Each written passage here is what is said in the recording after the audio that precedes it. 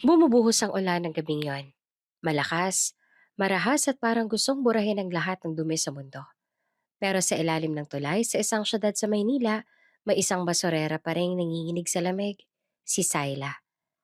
Nakayakap sa sarili at basang-basa at hinihingal. Halos hindi na makita ang daan sa pagitan ng luha at ulan. Mainit ka. Bulong ng isang tinig mula sa dilim. Nilingon niya at sa unang pagkakataon ay nasilayan niya ang lalaking nakasilong sa itim na payong. Matangkad, disente at parang galing sa ibang mundo. Si Victor, ang bilyonaryong laman ng mga balita. Ang lalaking hindi kailanman lalapit sa basurang kinalalagyan niya ngayon. Pero heto ito, nakayuko, hawak ang noon niya. At sinabing, sumama ka sa akin. Mataas ang lagnat mo, pero hindi ka hahayaang mamatay ka rito. Marahan siyang binuhat ng lalaki. Parang wala itong pakailam sa putik na dumidikit sa mamahaling Amerikana niya.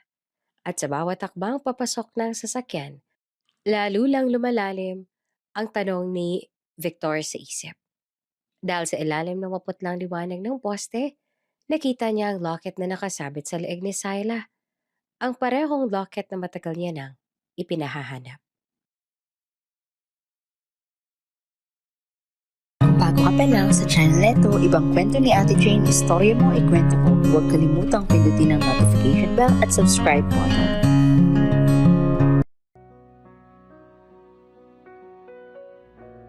Tahimik ang grand ballroom ng Peninsula Hotel kahit puno ito ng mga taong nakasuot ng mamahaling Amerikana at gown. Ang malalaking ilaw sa kisame tila mga bituin na nakabitin. Sumasalamin sa bawat basong kristal na tinataas sa ere ng mga panauhin. Sa gitna ng mga ngiti, halakhak at pakitang tao, nakatayo si Victor Alcantara, ang pinakabatang bilyonaryo sa bansa. Isang lalaking sinasamba sa mundo ng negosyo pero iniiwasan pagdating sa usaping puso. Nakangiti siya, oo, pero hindi totoo. Ang mga ngiti niya ay bahagi ng maskarang matagal niya nang sinusuot. Matika siya, matangkad, maamaw mukha, ngunit may malamig na tingin sa mga mata. Parang laging may iniisip na hindi kayang ayusin ng kahit gaano kalaking kayamanan. Mr. Alcantara, this way please. The governor wants a photo with you. Sabi ng isang assistant habang inaayos ang laylayan ng kanyang coat. Tumango na lamang siya, walang imik, habang pinipilit na ngumiti para sa kamera.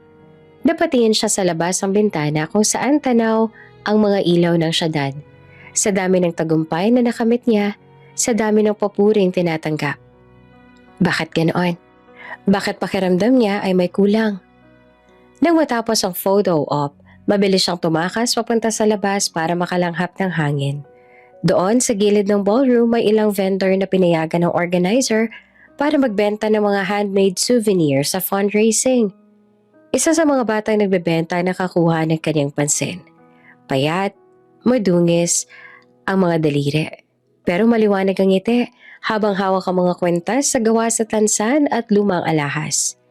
Kuya, bilhin na po, sabi ng bata.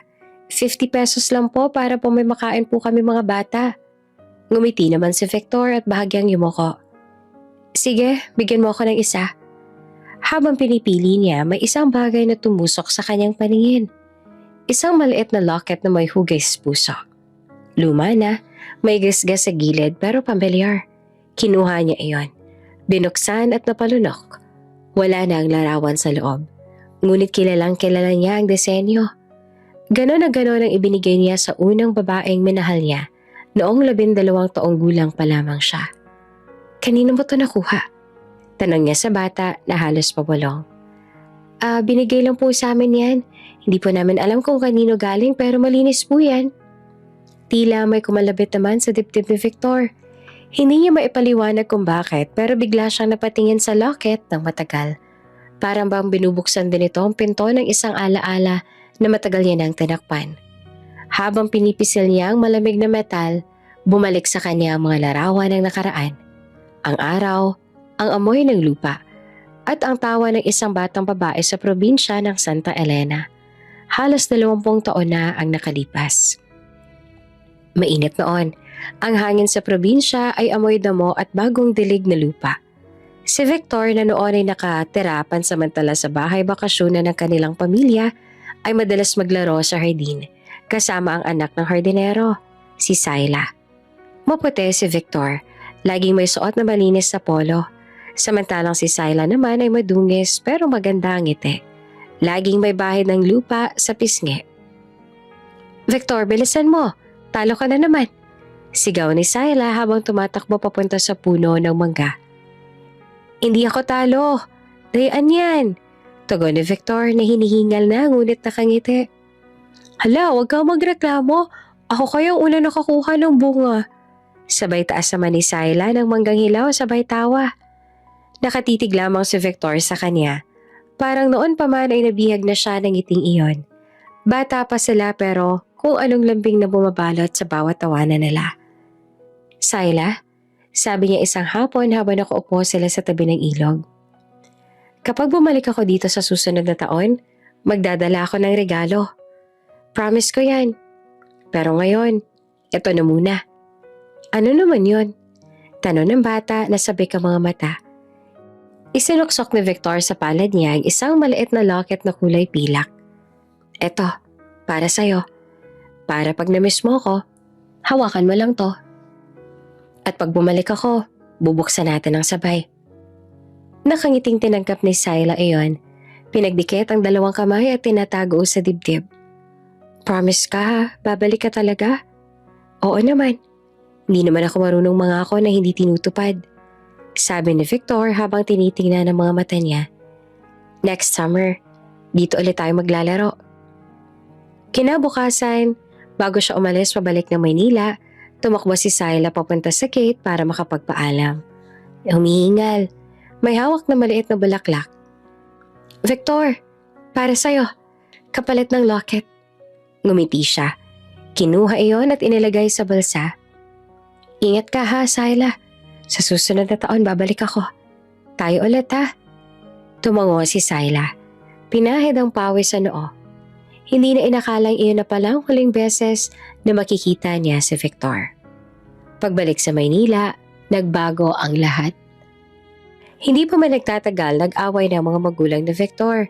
Sigawan gabi-gabi, basag ng mga plato at pag-iyak ng kanyang ina. Hanggang sa isang araw, nakita na lang niyang ina niyang nag-e-empake. Umiiyak pero matatag. "Victor, sumama ka na sa akin. Iiwan na natin ang lugar na to," sabi ng kanyang ina habang nag-aayos ng mga damit. Pero dumating ang kanyang ama na galit at sa pilitang hinila siya palayo. "Sasama ka sa akin. Sa akin ka. Hindi mo kailangang makasamang babaeng yan." "Papa, Mama," umiiyak na sigaw ng batang si Victor habang pinapasok siya sa sasakyan. Mula noon, hindi niya na muli nakita ang ina. Dinala siya ng ama sa ibang bansa para mag-aral. Doon siya lumaki, malayo sa Pilipinas. Malayo sa lahat ng alaala ng probinsya at kay Syla. Sa simula ay nagbibilang siya ng araw. Umaasang sa susunod na bakasyon ay makakabalik siya. Ngunit lumipas ang buwan, naging taon at nawala na ang kanyang pangako sa alon ng panahon. Ano ang pangalan ulit niya? Minsan ay tanong niya sa sarili habang nasa dormitoryo sa London. Sarah ba? Salma? Saina? Pero kahit anong pilit, hindi niya maalala ang buo. Hanggang sa dumating na ang araw na hindi niya na rin subukang alalahanin. Ngayon sa kasalukuyan, habang hawak ang locket na binili sa bata, tila binalikan siya ng lahat ng emosyong matagal niyang inilibing. Pinikit niya ang mata, huminga ng malalim, at muling dinig ang tinig ng batang si Syla sa kanyang isip. "Promise ha? Babalik ka kaagad?" "Talaga?" Hindi siya nakasagot noon. Pero ngayon, gusto niyang itama ang lahat ng hindi natupad. "Sir Victor?" sabi ng assistant na lumapit sa kanya. "They're about to start the auction." Oo, sige, susunod ako." Mahinang sagot niya habang pinapasok ang locket sa bulsa ng coat. Ngunit habang papasok siya sa loob ng ballroom, iba na ang tibok ng kanyang puso. Para bang may kailangan na siyang puntahan. May kailangan na siyang hanapin. Kinagabihan na makabalik siya sa kanyang kondo, binuksan niya ang maliit na kahon sa ilalim ng drawer. Nandoon pa rin naman ang lumang bulaklak na pinatuyo niya noon. Ang ibinigay ni Sayla. Halos magkalasog-lasog na ito, pero malinaw pa rin naman ang alaala. To that girl, bulong niya. Kung nasan ka man, sana makita pa kita. Kinabukasan sa opisina niya sa Alcantara Holdings, hindi siya mapakali. Habang nagmi-meeting tungkol sa bagong proyekto, napapatingin siya sa bintana. Tila may ibang iniisip. Napansin naman iyon ng kanyang business partner. Victor, okay ka lang? You've been distracted since last night. Sabi ni Marcos, ang matalik niyang kaibigan. Napangiti siya ng pilit. Wala naman. May nakita lang akong bagay na nagpabalik ng mga alaala ko. Alin doon, ang ex mo? Pabirong tanong ni Marcos. Mas patagal pa sa ex. Childhood friend. Sagot niya, sabay labas ang locket at pinakita rito. Ito, binigay ko sa kanya noon. Hindi ko alam kung paano napunta to sa Maynila. Napakunot ang noon ni Marcos. Nako, baka naman coincidence lang. Baka nga. Tugon ni Victor. Ngunit halata sa boses niya na ayaw niyang tanggapin ang dahilang iyon. Pero kung hindi, gusto kong malaman kung nasan siya. Gusto kong malaman kung buhay pa siya. Ang dami mong koneksyon, kaya mong ipahanap yan, sabi ni Marcos. Pero, sigurado ka bang gusto mong balikan ang nakaraan? Alam mo na, hindi lahat ng pinto ay dapat buksan. Besides, you kinda have a painful past. Tahimik si Victor. Tumingin siya sa locket, tsaka marahang ngumiti. Hindi lahat ng pinto ay dapat buksan. Oo, pero may mga pinture na matagal nang sarado at baka kailangan ng silipin. Pag-uwi niya ng gabing iyon, binuksan niyang muli ang bintana ng kanyang penthouse. Sa ibaba, tanaw niya ang mga ilaw ng syudad, parang dagat ng mga bituin. Naalala niya bigla ang mga ilaw ng alitaptap sa probinsya at ang tawa ni Sayla na mas maliwanag pa sa mga iyon. Marahan niyang hinawakan ng locket at pinisil ito. Maghahanap ako, bulong niya.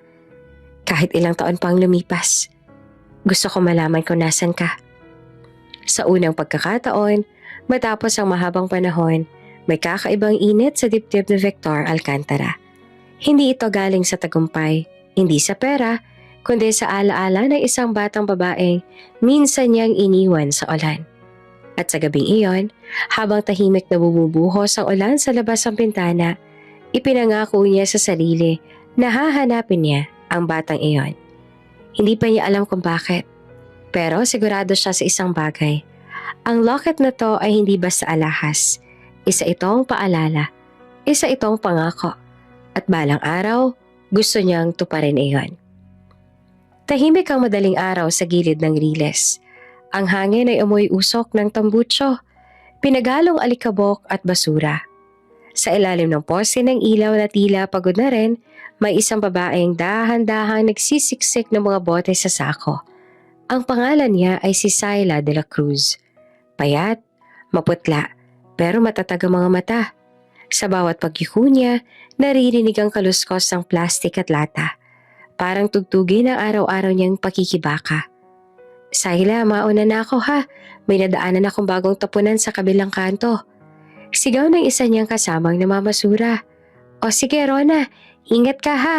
Baka may dumaan na truck dyan. Sagot niya sabay kaway. Pagkaalis ng kasama, naupo siya saglit sa gilid ng daan. Pinunasan niya ang pawis sa noo gamit ang punit na panyo. Tsaka tumingala sa langit. Walang bituin, tanging kalabuan ng ulap at usok. Ngunit kahit nagkanoon may ngiti sa kanyang labi. Hindi niya alam kung bakit pero kahit gaanong kahirap ang buhay, palagi pa rin siyang umaasa. Sa ilalim ng maraming t-shirt niya, may nakasabit na maliit na locket. Luma na ito. May kalawang sa gilid pero sa kanya, iyon ang pinakamatibay na alaala ng kabataan. Alaala ng isang batang lalaking nangakong babalik. Ngunit hindi na bumalik kailanman. Noong unay masaya ang buhay nila sa probinsya. Si Sayla ay anak ng hardinero sa bahay bakasyunan ng mga Alcantara. Tahimik na lugar iyon. Puro puno ng mangga at may lawa sa likod ng bahay. Doon niya nakilala si Victor Ang batang mayaman na anak ng among banyaga ng tatay niya. Magkaiba man sila ng mundo, pareho silang may kabataan na puno ng tawanan. Pero nang ipasara ng pamilya Alcantara ang bahay bakasyonan, matapos maghiwalay ang mga magulang ni Victor, biglang nagbago ang lahat. Iyon ang unang malaking bagyong tumama sa buhay ni Syla. Lumipas ang mga araw, linggo, buwan at taon. Wala nang bumalik. Wala nang Victor na dumaraan sa hardin. Hanggang sa tuluyang malugmok sa lungkot ang kanilang ama. Isang gabi habang kumakain sila naglugaw sa lumang mesa, nagsalita ang kanyang ama. Syla anak, pasensya ka na ha. Wala na tayong trabaho. Ipinasara na ng mga may-ari ang bahay. Pero hindi ka dapat matakot. Maghahanap ulit si tatay. Ngumiti naman si Syla kahit kumakalam na ang sikmura. Hindi bali po tay, tutulungan ko kayo. Magbebenta ho ako ng gulay sa palengke. Hinaplos naman ng ama ang kanyang buhok. Hindi mo na dapat inaalala yan, bata ka pa. Mag-aral ka na muna. Ngunit kinabukasan sumubok ang tatay niya magtrabaho bilang electrician sa bayan. Doon nangyari ang trahedya. Habang nagkaayos ang poste, nadala si Tot na kuryente. Wala na siyang malay nang dinala sa ospital. Pag uwi nila mula sa libing, tahimik lamang si Syla. Yakap ang kanyang ina at ang bagong silang niyang kapatid na lalaki. Simula noon bumagsak ang mundo nila. Wala tayong choice anak, sabi ng kanyang ina isang umaga habang nag-iempake ng mga damit sa lumang bag. Pupunta tayo na Maynila. Doon baka may trabaho ako. Anong trabaho po? Tanong naman ni Syla na kinikilig sa takot. Kung ano lang meron, hindi naman pwedeng mawalan ng pag-asa para ito sa inyo ng kapatid mo. Tumango siya kahit hindi naiintindihan lahat.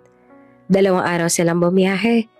Pagdating sa Maynila, sinalubong sila ng amoy ng usok. Sigawan ng mga jeep. Tumira sila sa isang barong-barong sa tabi ng estero kung saan madalas umapaw ang tubig kapag na umuulan. Lumipas ang ilang taon, nagbago rin ang kanyang ina. Hindi sa kagustuhan kundi sa pangangailangan upang mapakain sila. Pumasok ito bilang tagalinis sa isang club. Noong una, okay pa. Pero kalaunan, tinanggap na rin ito ang trabahong hindi niya ipinagmamalaki. Isang gabi, nagising si Syla at nakita ang ina niyang umiiyak habang nag-aayos ng buhok sa harapan ng salamin. Nay, saan po kayo pupunta? Tanong niya. Trabaho lang anak. Sagot naman ng ina, pilit na humiti. Para may pambili tayo ng gatas ng kapatid mo. Pero nay, gabi na. Delikado na po. Babalik ako agad, promise. Yumuko naman si Syla. Humigpit ang kapit sa laket sa kanyang dibdib. Sige po, nay. Ingat po kayo. Simula noon, gabi-gabi na lang siyang gising. Naghihintay sa ina. Ngunit isang umaga, hindi na ito umuwi. 2 linggong lumipas bago natagpuan ang katawan ng kanyang ina sa ospital. Sabi ng mga tao nagkasakit daw. Sabi naman ng iba, inatake daw. Wala nang nakakaalam ng totoo. Basta ang naiwan na lang ay si Syla at ang walang muwang niyang kapatid. Sa libing ng ina halos wala silang makapiling. Ang mga kapitbahay nakatingin lang mula sa malayo. Nagbubulungan. Ayan yung anak ng Pokpok. Naku, baka kung sino ang tatay ng batang yan. Kawawa, pero baka mahawa pa tayo. Naririnig ni Syla ang lahat, pero wala siyang sinasagot. Sa halip, kinuha niya sa dibdib ang locket at pinisil iyon. Hindi ako susuko. Bulong niya sa sarili. Kailangan ko mabuhay para kay Lino. Si Lino, ang kapatid niyang noon ay sanggol pa lamang, ang naging dahilan ng bawat paghinga niya. Pagkalipas ng ilang taon, nagdalaga na siya. Pero ang kahirapan ay hindi nawala. Nagtinda siya ng sampagita, naglabas sa mga bahay-bahay, naging kargador paminsan. Pero kahit anong sipag, hindi talaga sapat. Isang araw may lumapit na mag-asawang matanda sa kanila. Aminin na natin, iha, sabi ng babae. Mahirap ang buhay mo. Hindi mo kayang itaguyod yung kapatid mo. Hayaan mo na kaming alagaan si Lino. Mapaaral namin siya. Bibigyan namin siya ng magandang kinabukasan. Nanlumo si Syla. Pero ako po ang ate niya. Alam namin. Pero gusto mo ba siyang magutom dito? Gusto mo bang lumaki siya sa kalsada? Kami may bahay. May pagkain. Isa lang inihiling namin. Huwag ka nang babalik para hindi malito ang bata. Umiyak si Syla buong magdamag. Kinabukasan, habang tulog si Lino, hinaplos niya ang mukha nito at bumulong. Patawarin mo ako ha. Balang araw, babawi ako. Balang araw makakasama ulit kita. Inihatid niya mismo ang bata sa mag-asawang iyon habang papalayo ang tricycle. Naiwan siya sa gilid ng kalsada, hawak-hawak ang locket sa dibdib. Parang iyon na lang ang tanging koneksyon niya sa nakaraang may liwanag. Lumipas sa mga taon, minsan pinapayagan siyang dumalaw sa subdivision kung saan nakatira ang kapatid. Pero habang tumatagal, nagbago na rin ang lahat. Si Lino na noon ay batang mahiyain at mapagmahal ay tila unti-unting lumalayo. Isang hapon kumatok siya sa gate. Lumabas ang kapatid niya ang halos teenager na. Ate Syla? Ngumiti siya. Oh, Lino, kamusta ka na? Nilalang kita ng tinapay. Ngunit halatang nahihiya ito, lalo na nang lumabas ang kaibigan. Lino? Sino siya? Tanong ng babae. Kapitbahay lang namin dati. Mabilis sa sagot naman ni Lino. Ramdam ni Syla ang pagkirot sa puso. Hindi bale, sabi niya na pilit ngumiti. Masaya ako makita ka na maayos. Ngunit bago pa siya makaalis, nadinig niya ang bulungan ng mga tao sa labas. Ayan yung basurera. Nakakahiya, kausapin pa ng batang yan. Dali-dali na siyang lumayo, pinipigilan ng luha. Pagdating sa tambakan, hinugot niya ang locket at tinalikan ito. Hindi bale, basta mabuti ang buhay mo, Lino. Gagawa ko ng paraan para mabawi kita balang araw. Mula noon, iyon na ang naging buhay niya. Gabi-gabi sa tambakan, araw-araw sa init, bitbit ang sako, kumakain ng tirang pagkain mula sa mga lata. Ngunit sa kabila ng lahat, hindi siya nawala ng paniniwala sa kabutihan. Kapag may batang lumapit na nagugutom, ibinibigay niya pa ang natitira niyang tinapay. Kapag may matandang naglalakad sa dilim, tinutulungan niyang itulak ang kariton. Isang gabi, habang nag-aayos siya ng mga plastik ay nalagnat siya. Syla, huwag ka muna magakot mainit ka pa, sabi ni Rona. Hindi pwede, kailangan ko pang mag-ipon. Malapit ng enrollment ni Lino. Gusto kong kahit papaano ay makapagbigay ako. Pero basang-basa ka pa sa ulan Baka tuluyan ka ng dupuan ng sakit niyan. Ngumiti si Syla. Mas mabuti na yun kesa wala akong ginagawa. Nagpatuloy siya sa paghahanap ng mapapakinabangan. Ngunit habang naglilibot sa gilid ng tambakan, napansin niyang wala na sa kanyang leeg ang locket. Bigla ay parang huminto ang mundo. Ay Diyos ko! Napasigaw siya. Nasaan yung kwintas ko? Naghanap siya sa putikan. Gumapang, naghukay pero wala. Lahat ng bote at papel, binuklat niya. Hanggang sa maupo siya sa lupa, nanginginig, halos mawala ng ulirat. Bakit pati ito? Bulong niya na umiiyak. Bakit pati ito kinuha pa sa akin? Sa gabing iyon, umulan ng malakas. Basang-basa siya habang nakaluhod sa tambakan. Hawak ang dibdib na parang hinuhugot ang puso. Ang locket na iyon ang tanging natitirang alaala ng panahong may nagmamahal sa kanya. Kahit sandali lang. Ngayon, nawala na rin. Para bang pinagsakloban na siya ng langit at lupa. Kinabukasan, mataas pa rin ang lagnat niya. Pilit siyang tumayo, pero nanghina. Nilapitan siya ni Rona at inalalayan. Syla, tama na. Pahinga ka muna. Dadaling kita sa health center. Wala akong pera. Mahina niyang sagot. Kaya ko na to. Hindi mo na kaya. Tingnan mo nga nanginginig ka na. Ngumiti siya na mapait. Basta, habang buhay ako, may pag-asa pa. Saka kailangan ko makabangon para kay Lino. Para kay nanay at tatay. Lumakad siya kahit nanginginig. Dala ang lumang sako sa balikat. Ang mga paa niya ay nanginginig sa lamig at gutom. Sa bawat hakbang, nararamdaman niyang lumalabo ang paningin niya. Ang paligid ay parang kumiikot.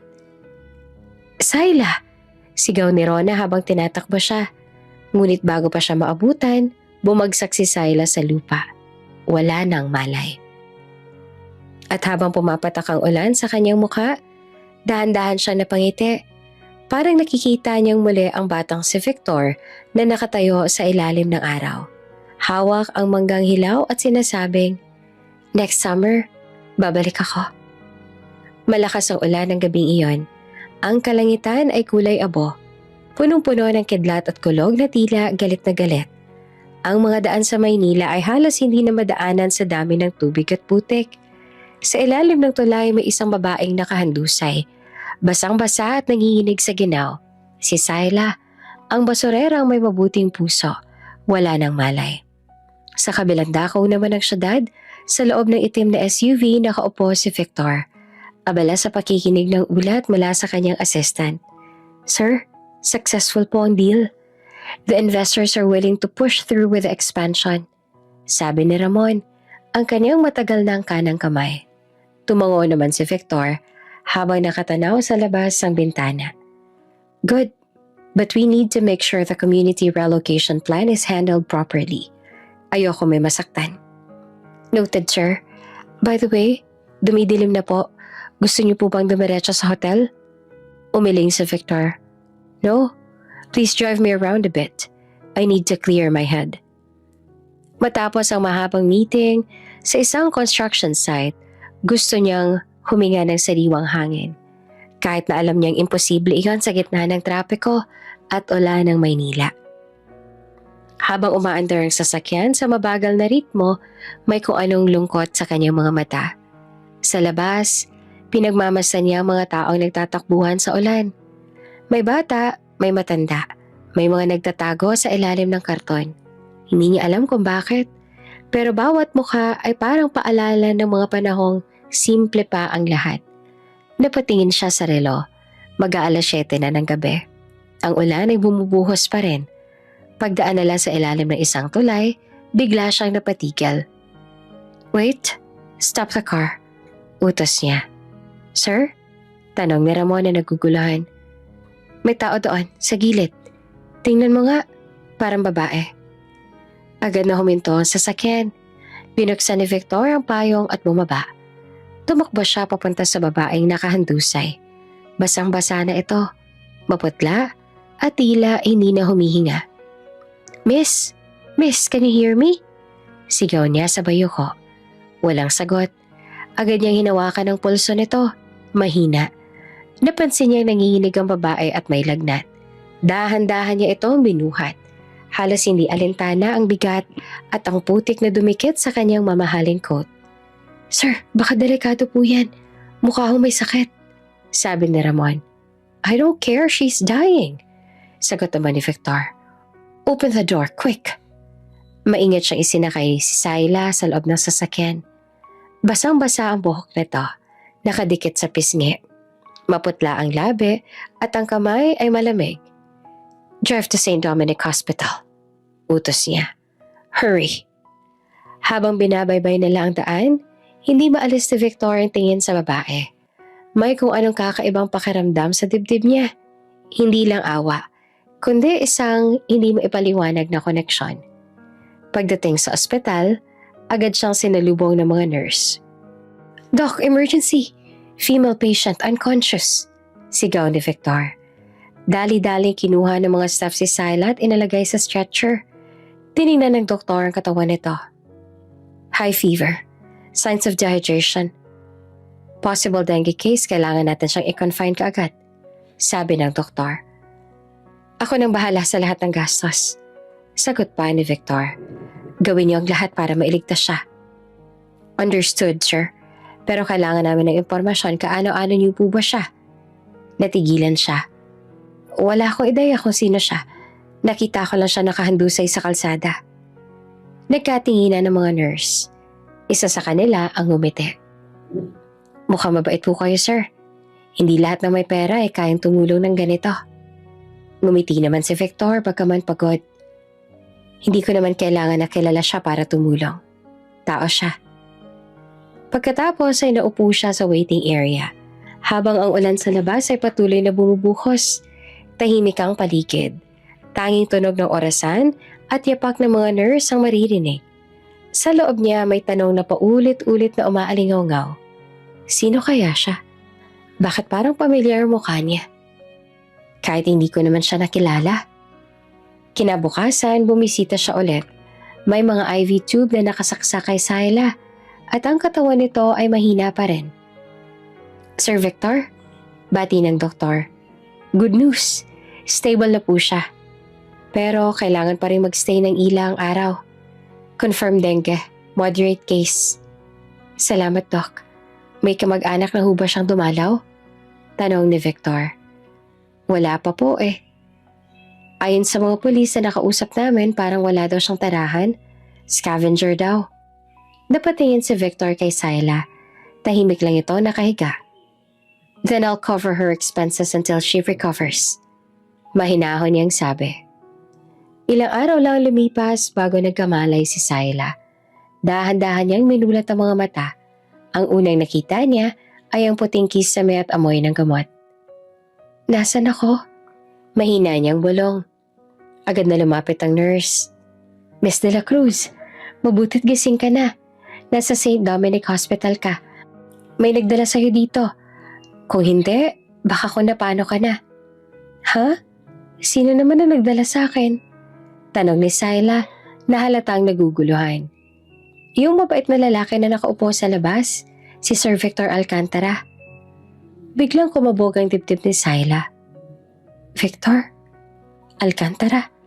Pero mabilis din niyang itinaboy ang pag-asa. Marami namang tao ang may ganoong pangalan. Marahil naman hindi siya yon. Makalipas ang ilang minuto, pumasok si Victor. Naka-long sleeves na puti.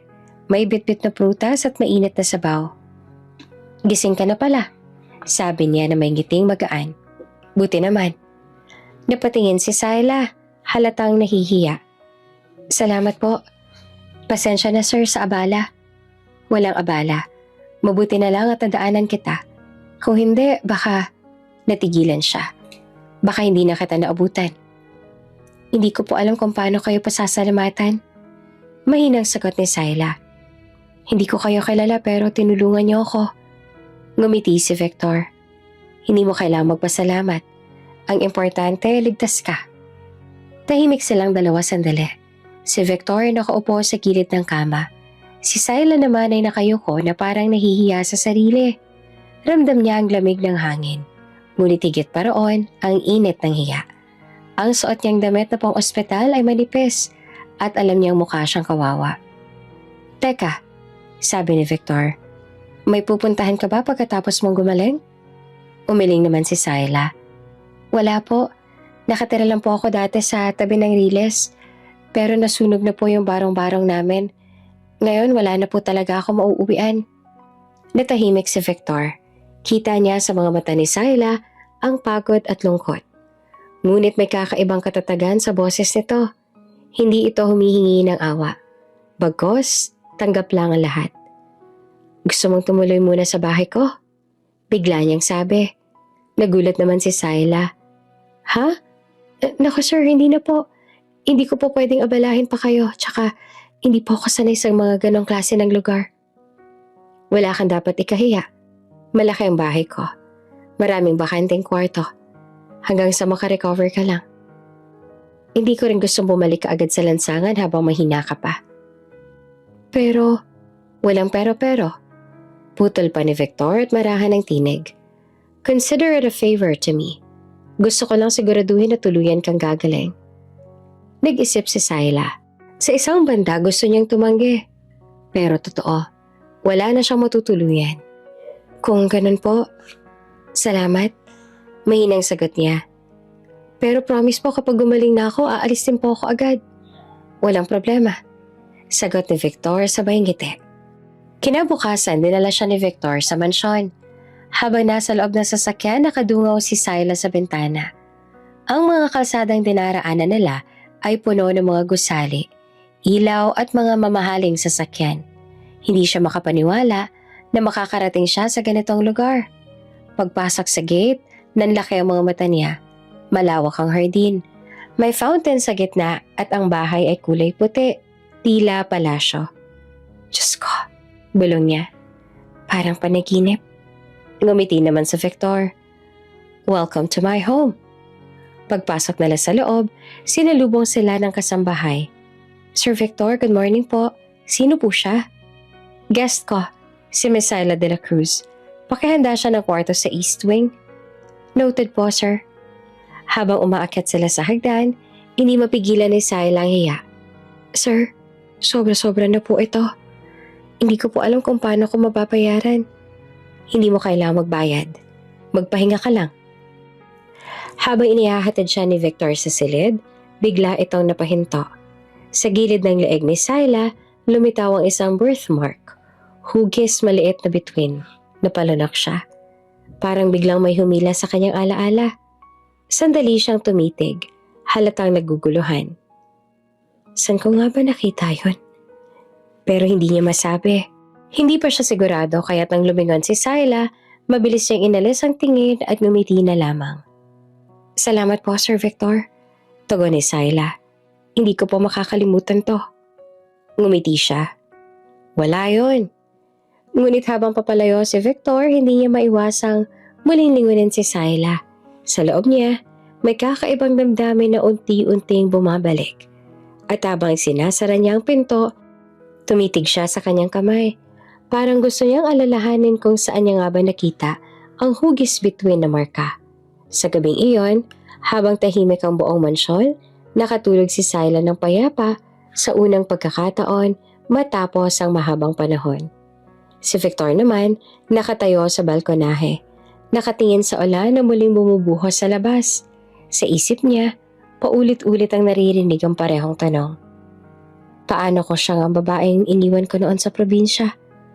Paano ko siyang babaeng matagal ko nang hinahanap? Ngunit bago pa niya masagot, pumikit siya at huminga ng malalim. Ang hangin ng gabi ay malamig at ang tunog ng ulan ay parang tugtog ng tadhana na muling naglalapit sa dalawang pusong matagal nang pinaglayo ng panahon. Tahimik ang umaga sa mansyon ng mga Alcantara. Ang sinag ng araw ay pumapasok sa malalaking bintana. Tumatama sa mga mamahaling kortina at marmol na sahig. Sa labas, maririnig ang huni ng mga ibon sa hardin at ang banayad na lagaslas ng fountain.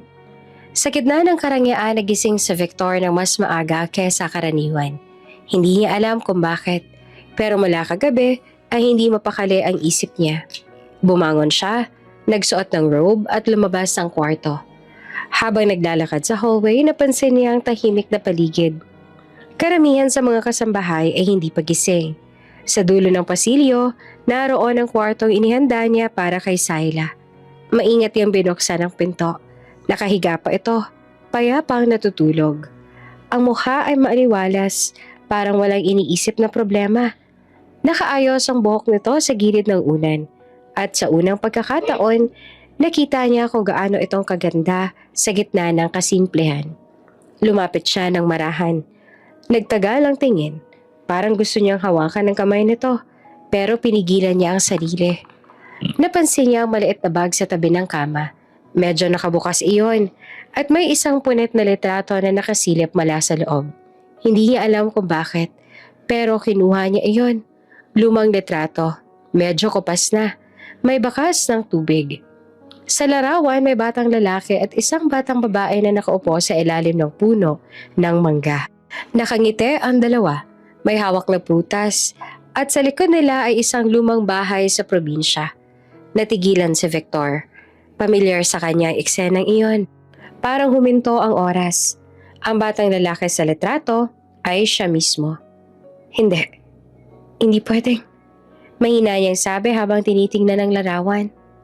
Syla? Napalunok siya. Naramdaman niyang bumilis ang tibok ng puso. Bumalik sa kanya ang mga alaala ng kabataan. Ng araw na naglalaro sila sa ilalim ng mangga. Ng mga tawa at ng pangakong babalik siya.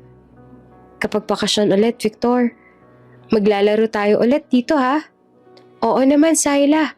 Promise. Ngunit hindi na nangyari iyon. Umalis na siya noon at hindi na nakabalik. Ngayon, heto siya. Nasa harap ng babaeng matagal ng bahagi ng nakaraan. na hindi niya inakalang muli niyang makikita. Maingat niya yung sinuksok muli ang retrato sa bag ni Syla. Tumingin siya rito, bahagyang ngumiti. May kakaibang saya sa dibdib niya. Isang kaligayahang matagal niya nang hindi nararamdaman. Pero kasabay noon ang takot. Paano ko malaman niya kung sino ako? Paano ko isipin niyang naaawa lang ako sa kanya? Huminga siya ng malalim. Hindi ko muna sasabihin. Mahinahong bulong niya. Hindi pa sa ngayon. Nang magising si Syla, nakaupo na si Victor sa veranda. May hawak na tasa ng kape. Amoy na amoy niya ang aroma ng barako. At ang hangin naman ng umaga ay malamig at masarap sa pakiramdam. Magandang umaga, Sir Victor. Bati niya sa bayo ko. Magandang umaga rin. Kamusta ang pakiramdam mo? Mas magaan na po. Wala na rin po ako lagnat. Salamat po sa lahat. Good. Magpahinga ka rin muna ng ilang araw. Hindi ka pwedeng biglain. Ngumiti naman si Syla. Kahit po gusto kong magpahinga, kailangan ko na pong bumalik sa trabaho. Baka mawala na ako ng pinagbubuhatan. Trabaho? Ano bang ginagawa mo bago kita makita? Namamasura po, sir. Sagot niya na walang pag-aalinlangan. Sa payatas po ako kadalasan. Nag-iipon po ako ng bote at bakal. Binibenta ko po sa junk shop. Napakunotang noon ni Victor. At gusto mong bumalik doon agad? Wala naman po akong ibang paraan para mabuhay. At saka, may kailangan po akong mapag-ipunan. Sagot ni Syla sabay tingin sa sahig. Ano naman yun? Tanong ni Victor. Napatingin si Syla sa malayo. Ang kapatid ko po, si Lino. Inampon siya ng isang pamilya nung maliit pa siya. Hindi nila ako sinama kasi mahirap daw alagaan ng 2 bata pero gusto ko po siyang mabawi balang araw. Gusto ko po sanang ipunin yung sapat na pera para makuha ko ulit siya. Para hindi niya ako ikahiya. Natahimik si Victor. Ang bawat salitang lumalabas sa bibig ni Syla ay tila tinataga ang puso niya. Gusto niya sabihin kaya niya namang tulungan ito, na hindi nito kailangang maghirap. Pero pinigilan niya ang sarili. Kung ganon, marahan niyang sabi, bakit hindi ka muna dito magtrabaho? Maaari kitang kunin bilang katulong. May sweldo, may tirahan, at makakatulong ka pa sa bahay. Nagulat naman si Syla. Ha? Sir, hindi po ako marunong sa mga ganyang trabaho. Hindi rin po ako marunong makitungo sa mayayaman. Baka po mapahiya lang ako. Ngumiti si Victor. Wala kang dapat ikahiya. Ang gusto ko lang magpahinga ka rito. At kung kaya mo tumulong sa mga gawaing bahay. Hindi ito utang na loob. Trabaho ito na may kabayaran. Tahimik naman si Syla at nag-aalinlangan. Sir, baka po isipin ng mga tao. Alam niyo na po na sinwerte ako. Baka pagchismisan pa ako. Bakit ka naman mahihiya sa pagtatrabaho ng marangal? Tanong ni Victor. Hindi mo kailangang ipaliwanag sa kahit sino. Basta alam mong ginagawa mo to para kay Lino. Napatingin si Syla kay Victor. May lambing sa tono nito. Walang bahid ng pang-aapi. Sa mga mata nito, nakita niya ang sinseridad. At sa loob niya, unti-unti siyang napapayag. Kung ganun po, mahinang sabi niya. Sige po, tatanggapin ko po para kay Dino. Ngumiti naman si Victor. Good. Welcome to my household, Miss De La Cruz. Mula noon, nagsimula na si Syla bilang bagong kasambahay sa mansyon. Hindi siya sanay sa ganong kapaligiran. Noong una, nahihiya pa siyang gumamit ng mga gamit sa kusina. Lagi siyang nakayuko, tahimik at maingat. Syla, maaari mo gamitin yung washing machine. Sabi ni Ate Rosa, isa sa mga senior staff, hindi mo kailangang magmano-mano ng laba. Ngumiti naman si Syla. Salamat po pero mas gusto ko pong labahan gamit ang kamay. Mas kampante po ako. Tumawa si Ate Rosa. Nako, ikaw talaga. Ibang-iba ka sa mga nakatrabaho ko. Wala kang reklamo, kahit mabigat ang gawain. Basta may ginagawa po ako, masaya na ako. Sagot ni Syla, sabay tuloy sa paglalaba. Sa mga sumunod na araw, napansin ni Victor ang pagiging masipag at mabait ni Syla. Hindi ito nagrereklamo, lagi itong nakangiti at marunong makisama sa lahat. Kahit ang mga hardinero at driver ay napapahanga sa kababaang loob nito. Tuwing umaga, nakikita niya ito nagwawali sa hardin habang kumakanta ng mahihinang himig. Minsan, napapatigil si Victor sa veranda. Pinagmamasdan nito ng palihim. Sir, mukhang ibang ngiti niyo ngayon na. Biro pa ni Ramon isang araw. Baka may dahilan? Ngumisi naman si Victor. Wala, masarap lang siguro ang kape. Ha, ganun po ba? Sagot naman ni Ramon na nakangiti rin. Pero baka hindi lang po kape ang nagpapasaya. Hindi na lang sumagot si Victor. Ngunit sa loob niya, alam niyang totoo iyon. May kakaibang init na dumarating sa bahay simula nang dumating si Syla. Isang hapon dumating si Celine, ang kasintahan ni Victor. Maganda ito, maayos manamit, at halatang galing sa mayamang pamilya. Naka-high heels, naka-floral dress, at may dalang mamahaling bag. Love! Bati nito habang papasok sa mansyon. Surprise! Napangiti si Victor at sinalubong ito. Celine, hindi mo sinabi na pupunta ka, kumain ka na ba? Not yet, I missed you. Sagot na babae sabay yakap. Ngumiti naman si Victor. Ngunit baka sa mata niya ang pag-aalangan. Halika, doon tayo sa dining. Habang papunta sila sa hapag, napadaan si Syla, dala ang tray ng mga baso. Napahinto si Celine at tinitigan siya mula ulo hanggang paa. Victor? Mahinang tanong ni Celine. Sino siya? Siya? Isa sa mga bagong kasambahay. Sagot ni Victor. Bago lang. Ngumiti naman si Syla na halatang kabado. Magandang hapon po, ma'am. Ako po si Syla. Ngumiti rin sa Celine. Ngunit may bahagyang pagtataka sa mukha. Syla, magandang pangalan. Matagal ka na ba nagtatrabaho dito? Baguhan lang po, ma'am. Sagot naman ni Syla sa bayuko. Habang nag-uusap sina Victor at Celine, napansin ng babae kung paano palihim na sumusulyap si Victor kay Syla.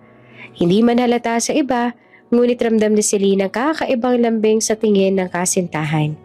Kinagabihan habang magkasama silang nagkakape, nagsalita si Celine. Victor, may itatanong sana ako. Sino ba talaga yung kasambahay mo? Tumingin naman si Victor, seryoso ang mukha. Tulad niya ng sabi ko, bago lang siya rito. Nakita ko siyang walang malay sa kalsada. Tinulungan ko lang.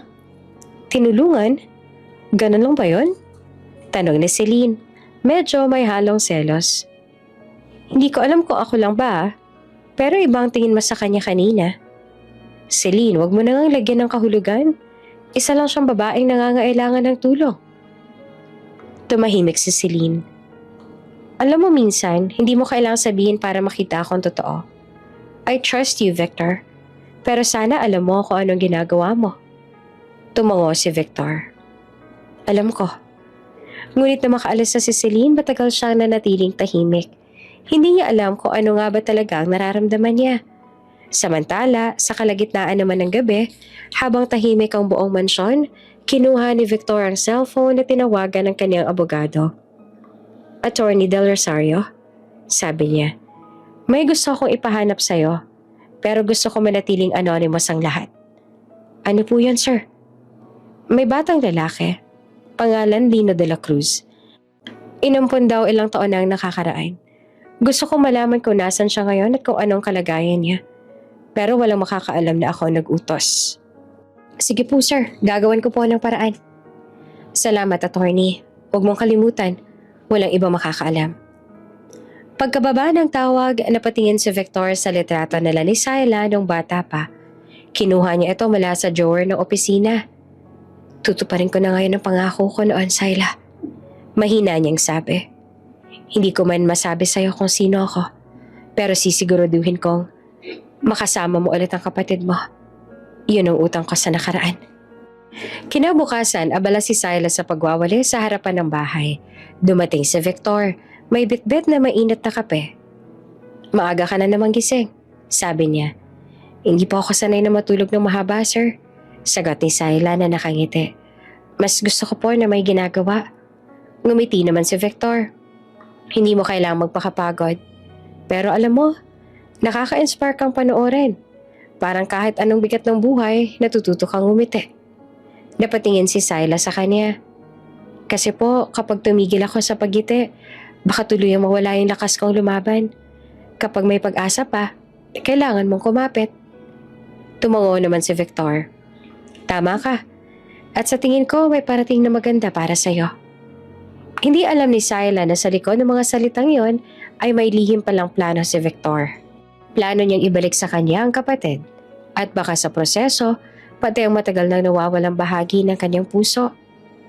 Mabilis na lumipas ang mga araw sa mansyon ng mga Alcantara. Sa bawat umaga, maririnig ang kaluskos sa mga walis sardine at ang kalansing ng mga plato sa kusina. Ang dating tahimik na bahay ay tila nagkaroon ng bagong sigla. Si Syla ang dahilan. Sanay na siya sa kanyang mga gawain. Gising na maaga, maghugas ng pinggan, magwawalis, maglalaba. Wala siyang reklamo. Kahit pagod, nakangiti pa rin siya. Ang mga kasambahay ay napamahal na sa kanya, lalo na si Ate Rosa na madalas niyang kasabayan sa almusal. Syla, sabi ni Ate Rosa habang nagtitimpla ng kape. Bihira na ako makakita ng katulong na kagaya mo. Tahimik, pero masipag. Parang may iniingatan sa puso. Ngumiti naman si Syla. Siguro po kasi sanay na ako mag-isa. Kapag may kasama ka na puro magulo, mas maganda na yung tahimik na lang. May pamilya ka pa ba? Tanong ni Ate Rosa. May isa po akong kapatid, si Lino. Inampun po siya ng ibang pamilya. Sagot ni Syla. Kaya kahit papaano po, nag-iipon ako baka sakaling balang araw makasama ko ulit siya. Napatingin si Ate Rosa. May awa sa mga mata. Mabuti ang puso mo, Syla. Sigurado akong darating ang araw na magtatagpo ulit kayo. Ngumiti naman si Syla, ngunit sa loob-loob niya ay may lungkot na hindi niya maalis. Sana nga po. Habang nagtatagal, napansin naman ni Victor na mas gumagaan ang loob niya tuwing kasama si Syla. Madalas siyang mahuli na kangiti habang pinagmamasan itong nag-aayos sa mga halaman. Minsan ay napapaisip siya kung bakit ganoon ang pakiramdam. Hindi niya iyon maipaliwanag. Isang hapon, tinawagan niya si Syla sa veranda. Syla, may gusto akong ipakita sa'yo, sabi ni Victor. Ano po yun, sir? Tanong naman ni Syla habang nagpupunas ang kamay sa apron. Lumapit siya sa mesa kung saan nakalatag ang mga papeles at laptop. Eto, sabi ni Victor. Ito ang mga basic na dokumentong ginagamit sa negosyo. Mga invoice, contracts, financial statements. Naisip ko baka gusto mo matutunan kahit kaunti? Nagulat si Syla. Ako po, sir? Hindi po ako marunong sa ganyan. Hindi nga po ako nakatapos ng high school. Hindi mo kailangang maging accountant para matuto. Sagot naman ni Victor. Gusto ko lang na magkaroon ka ng kaalaman. Malay mo, diba? Balang araw magamit mo ito. Tahimik si Syla. Hindi ko po alam kung karapat-dapat ba akong turuan ng ganito. Syla, mahinahon niyang sabi. Lahat ng tao may karapatang matuto. Ang kaalaman, hindi lang para sa may pera. Kaya kung okay lang sa'yo, tuturuan kita kahit paminsan-minsan. Napayuko si Syla. Salamat po, sir. Hindi ko alam kung paano ko kayo mababayaran. Wala kang kailangang bayaran. Sabi ni Victor sabay ngiti. Basta, seryosohin mo lang. Mula noon tuwing gabi pagkatapos ng hapunan, nagkaroon na ng maikling session sila. Tinuturuan ni Victor si Syla kung paano bumasa ng mga dokumento, paano maglista ng kita at gastos at kahit simpleng English conversation. Repeat after me, sabi ni Victor isang gabi. Good morning, sir. Good morning, sir. Sagot ni Syla na pilit inaayos ang dila. Ngumiti naman si Victor. Very good. Mas maganda kung lalakasan mo pa ng kaunti. Good morning, sir. Sabi ni Syla sabay tawa. Tama, ganyan. Natatawa sagot naman ni Victor. See? You can do it. Napahawak sa dibdib si Syla. Naku, nakakahiya po. Ang pangit po pakinggan ng boses ko. Hindi. Sabi naman ni Victor.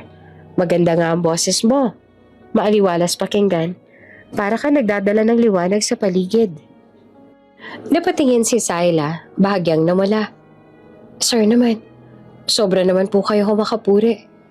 Tiningnan siya ni Victor ng matagal. Hindi ako nagpapatawa. Totoo ang sinasabi ko. Saglit silang natahimik. Ramdam nilang pareho ang kakaibang alon ng katahimikan. Parang may hindi nakikitang koneksyon na bumabalik sa pagitan nila. Ngunit pareho silang umiwas ng tingin. Natatakot sa kung anong ibig sabihin niyon. Isang araw, habang abala si Syla sa pagwalis, dumating si Celine. Maganda ito gaya ng dati.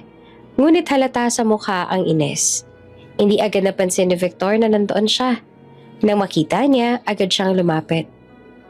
Celine, akala ko nasa Tagaytay ka pa. Sabi ni Victor. Hindi na ako tumuloy. Malamig na sagot ni Celine. May gusto sana akong pag-usapan. Napatingin si Victor sa mga tauhan. Sige, dun tayo sa study. Habang naglalakad sila papasok, napansin ni Celine si Syla. Nandoon ito sa gilid. Nag-aayos sa mga paso. Muli siyang tumingin kay Victor. Siya na naman? Mahinang tanong ni Celine. Palagi na lang siya nandyan, Victor. Parang anino mo na. Trabaho niya yan, Celine. Sagot ni Victor na medyo naiirita. Wala kang dapat ipagselos. Hindi naman to tungkol sa selos eh. Sagot ni Celine. Tungkol to sa kung anong tingin mo sa kanya. Pumasok sila sa study. Pagkasara ng pinto, doon ay tuluyang pumutok ang tensyon. Victor, sabi ni Celine, hindi ko alam kung anong meron sa babaeng yan. Pero halata namang may kakaiba ka ng turing sa kanya. Tinulungan mo siya, okay. Pero bakit mo pa siya tinuturuan? Bakit mo siya pinaglalaanan ng oras? Celine, ginagawa ko lang sa tingin ko ang tama. Sagot ni Victor. Pinipigilan ng boses. Nakita ko siyang naghihirap. Hindi ko naman siya kayang pabayaan. Hindi mo siya kayang pabayaan? Ulit ni Celine, puno ng panunumbat. Marami namang mahirap, Victor. Bakit siya? Bakit hindi mo tinulungan ng mga bata sa foundation mo? Bakit siya pinili mong tulungan ng personal? Tahimik si Victor. Alam niyang may punto si Celine, pero hindi niya masabi ang dahilan. Hindi niya masabi na si Syla ang batang iniwan niya noon sa probinsya. Ang taong hindi niya kailanman nakalimutan. Hindi mo naiintindihan, Celine. Mahina niyang sabi. May utang ako sa kanya. Utang? Napatawa na mapait si Celine. Utang o pag-ibig? Celine, huwag kang mag-isip ng masama. Sabi ni Victor. Halos pakiusap. Kaibigan ko lang siya. Kaibigan? Tanong ni Celine. Kaibigan bang tinititigan mo ng ganon? Kaibigan bang tinatawagan mo gabi-gabi para lang malaman kung kumusta na siya? Nanlaki ang mga mata ni Victor. Sino naman ang nagsabi sa inyan? Hindi mo na kailangang itago. Sagot ni Celine. May mga mata rito, Victor. Lahat nakikita. At ako, hindi ako tanga. Lumapit siya kay Victor. Malungkot ang mga mata. Mahal kita. Pero hindi ko kayang manood unti-unti kang nahuhulog sa iba. Kung gusto mong tulungan siya, tulungan mo. Pero huwag mong sirain ang atin. Tahimik si Victor. Celine, hindi ko sinasadyang masaktan ka. Pero sinasaktan mo pa rin ako. Sagot ni Celine bago ito lumabas ang kwarto at luhaan. Sa labas ng pinto, sa kabilang hallway nakatigil si Syla. Narinig niya ang huling bahagi ng pag-uusap. Nanginginig ang kamay ni Syla. Hindi niya alam kung anong mararamdaman. Naramdaman niyang parang lumiit ang mundo. Bumalik sa kanya ang lahat ng sakit ng kahapon. Ang mga panlalait, ang mga tawag sa kanya bilang basurera, anak ng babaeng tinatawag nilang pokpok. Akala niya dito sa mansyon may bagong simula siya. Pero mali pala. Pilit niyang pinigil ang luha habang bumalik sa kwarto. Binuksan niya ang lumang kahon kung saan nakatago ang mga gamit niya. Nandoon ang maliliit na saklay, ang punit na litrato at ang kwentas na locket. Hawak iyon ni Victor ilang araw nang nakalipas bago ibalik. Pinunasan niya ang locket. Parang may inaasahang sagot mula roon. Bakit ganito? Mahinang sabi niya. Bakit palagi na lang naaawa sa akin ng mga tao? Wala na ba talagang tuturing sa akin ng pantay? Naupo siya sa sahig, tahimik na umiiyak. Sa labas ay dumidilim ang langit, umalo ng hangin, at parang sumabay sa kanya ang mga patak ng ulan sa bubong. Samantala si Victor nananatiling nakatulala sa loob ng study. Nais niyang habulin si Celine pero hindi niya magawa. Nais niyang kausapin si Syla, ipaliwanag ang lahat. Pero paano niya sisimulan? Paano niya sasabihin hindi awa ang dahilan, kundi isang matagal na pagmamahal na akala niya ay nawala na? Tinawag siya ni Ramon mula sa labas. "Sir, ayos lang po ba kayo? Narinig ko kasi medyo maingay kanina." "Oo, okay lang ako," sagot ni Victor. "Wala ito." Ngunit sa boses niya ay halata ang bigat ng loob. Lumapit siya sa bintana at tumingin sa ulan. Doon niya nakita si Syla sa hardin, nakatayo sa ilalim ng ulan. Walang payong, parang walang pakialam kahit nababasa. Agad siyang tumakbo palabas, walang suot na coat. "Syla!" tawag niya. "Anong ginagawa mo dyan?" Nagulat si Syla pero hindi gumalaw. Pasensya na po sir, hindi ko po namalayang umulan." Lumapit naman si Victor, hawak ang payong. "Magkakasakit ka na naman yan, halika." Ngunit umatras si Syla. "Wag na po, kaya ko po." "Syla, ano bang problema?" Umiling siya. "Wala po, gusto ko lang pong magpahinga." "Hindi mo kailangang magsinungaling," sabi ni Victor. "May narinig ka ba?" Tahimik si Syla, pero baka sa mga mata ang luha. "Salamat po sa lahat ng tulong ninyo, Sir Victor, pero ayoko pong maging pabigat. Babalik na lang po ako sa dati kong trabaho." "Ano bang sinasabi mo?" Gulat na tanong ni Victor. "Hindi mo naman kailangang umalis." "Hindi po ako bagay rito," sagot ni Syla, pilit na pinapatahan ang sarili. "Hindi ho ako kasing linis o kasing yaman ng mga taong nakapaligid sa inyo. Baka nakakalimutan ninyong isa lang akong basurera." "Syla, hindi kita tinitingnan sa ganoong paraan." "Pero ganun po yun." Putol niya. Tuluyan ang bumuhos ang luha. "Kahit anong gawin ko, kahit alam kong naaawa lang kayo, wala naman akong halaga sa inyo kundi yun." Natigilan si Victor at hindi siya makasagot. Gusto niyang yakapin ito. Gusto niyang sabihing mali siya. Pero bago pa siya makapagsalita, tumalikod na si Syla at pumasok sa loob ng bahay. Basang-basa, nanginginig. Naiwan si Victor sa ulan. Hawak pa rin ang payong, habang bumubuhos ang ulan sa paligid. Hindi niya alam kung paano babawiin ang pagkakamaling hindi naman niya sinadya. Pagkatapos ng tensyonadong araw ng alitan sa pagitan ni Victor at Celine, tumahimik ang buong mansyon. Parang may alon ng bigat na hindi maipaliwanag sa paligid. Si Syla naman tahimik lang sa kanyang kwarto sa itaas ng servants' quarters. Hindi niya alam kung dapat ba siyang manatili pa sa mansyon o umalis na lang.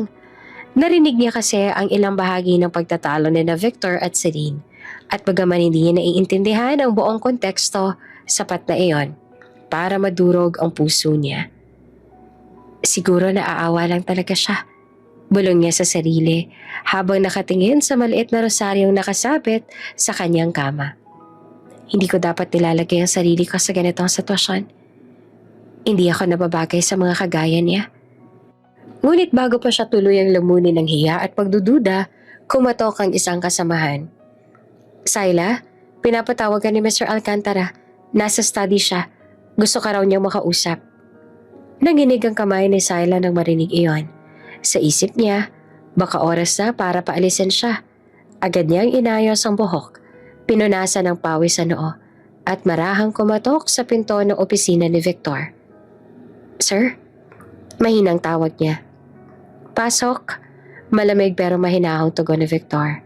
Pagpasok niya ay naroon si Victor. Nakaupo sa likod ng malaking mesa, nakasalubong ang kilay. Nakatitig sa ilang papeles pero halatang may malalim na iniisip.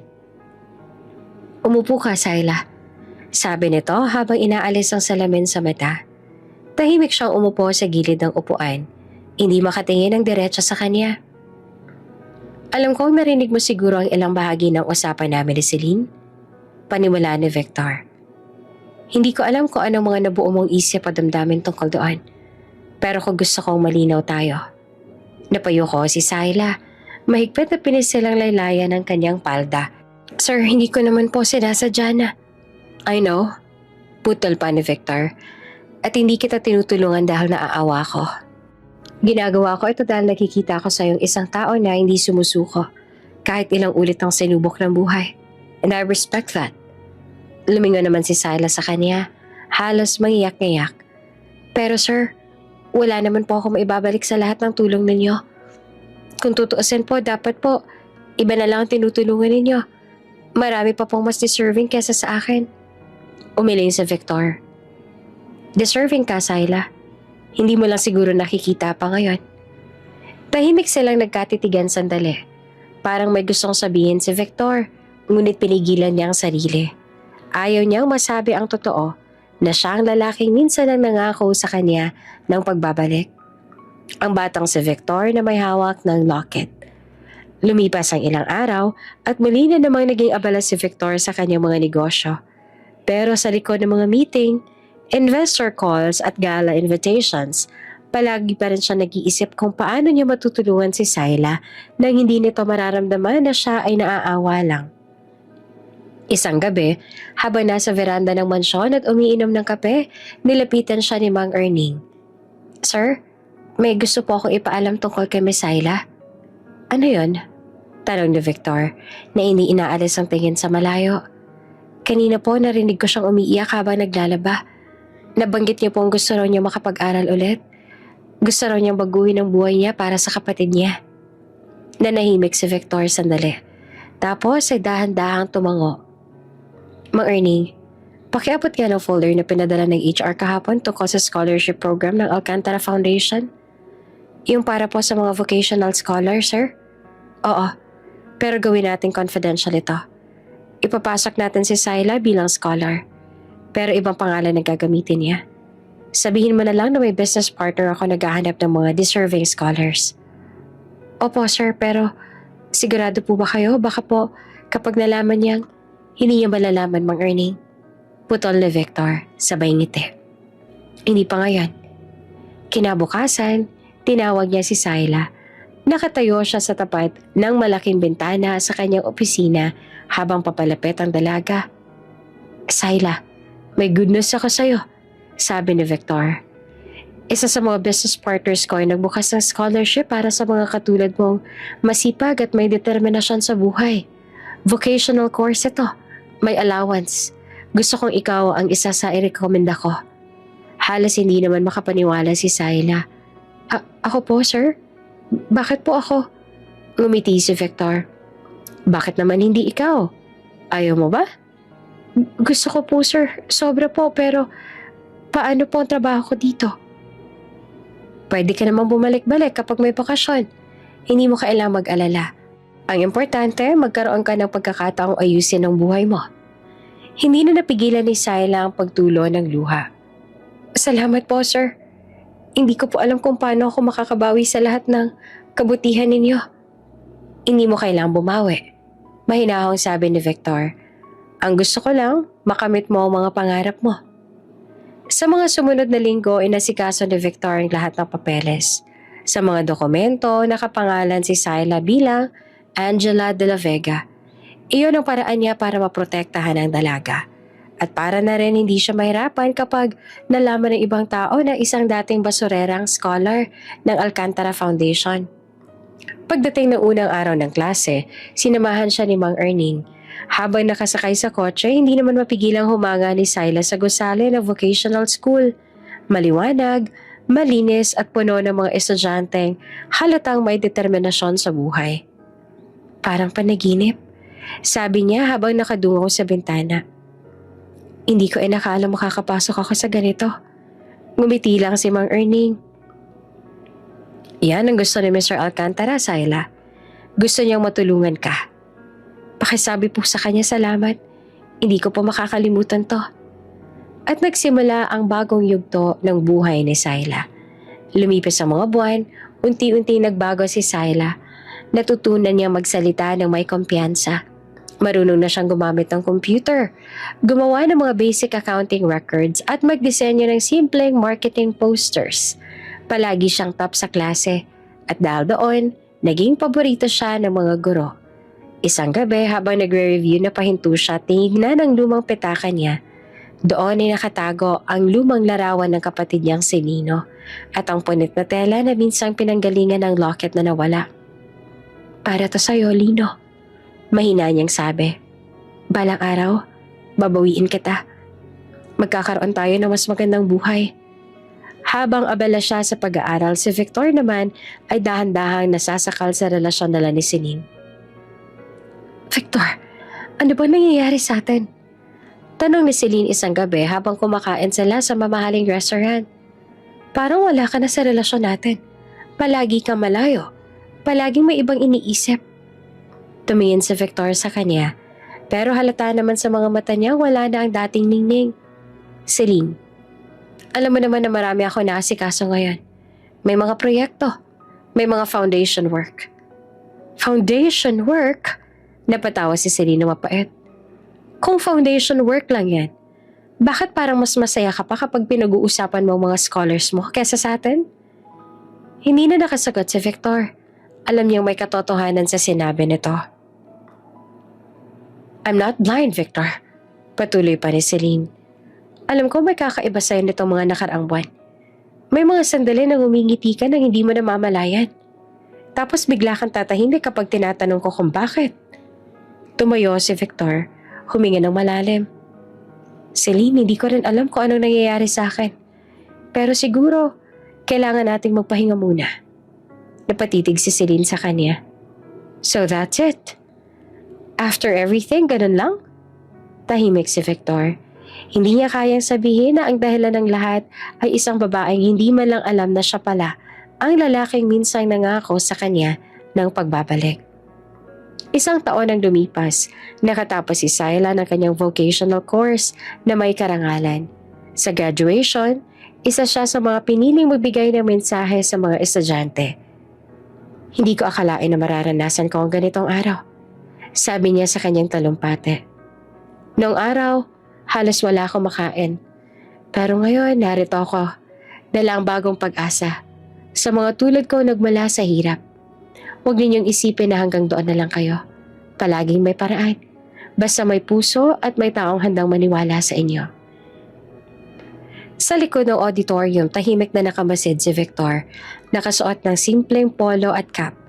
Hindi siya nagpakilala, pero kitang-kita sa kanyang mga mata ang tuwa at pagmamalaki. Pagkatapos ng seremonya, lumapit siya kay Mang Erning. "Sabihin mo sa kanya, proud ako sa kanya." Mahinang utos niya. "Oo, sir. Pero hanggang kailan niyo itatago sa kanya ang totoo?" Tumingin naman si Victor sa langit. Napapangiti siya ng malungkot. "Hanggang sa tamang panahon, Mang Erning. Hanggang sa handa na siya. At hanggang sa handa na rin ako."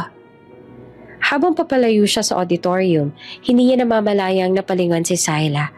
Parang may pamilyar na presensya sa paligid.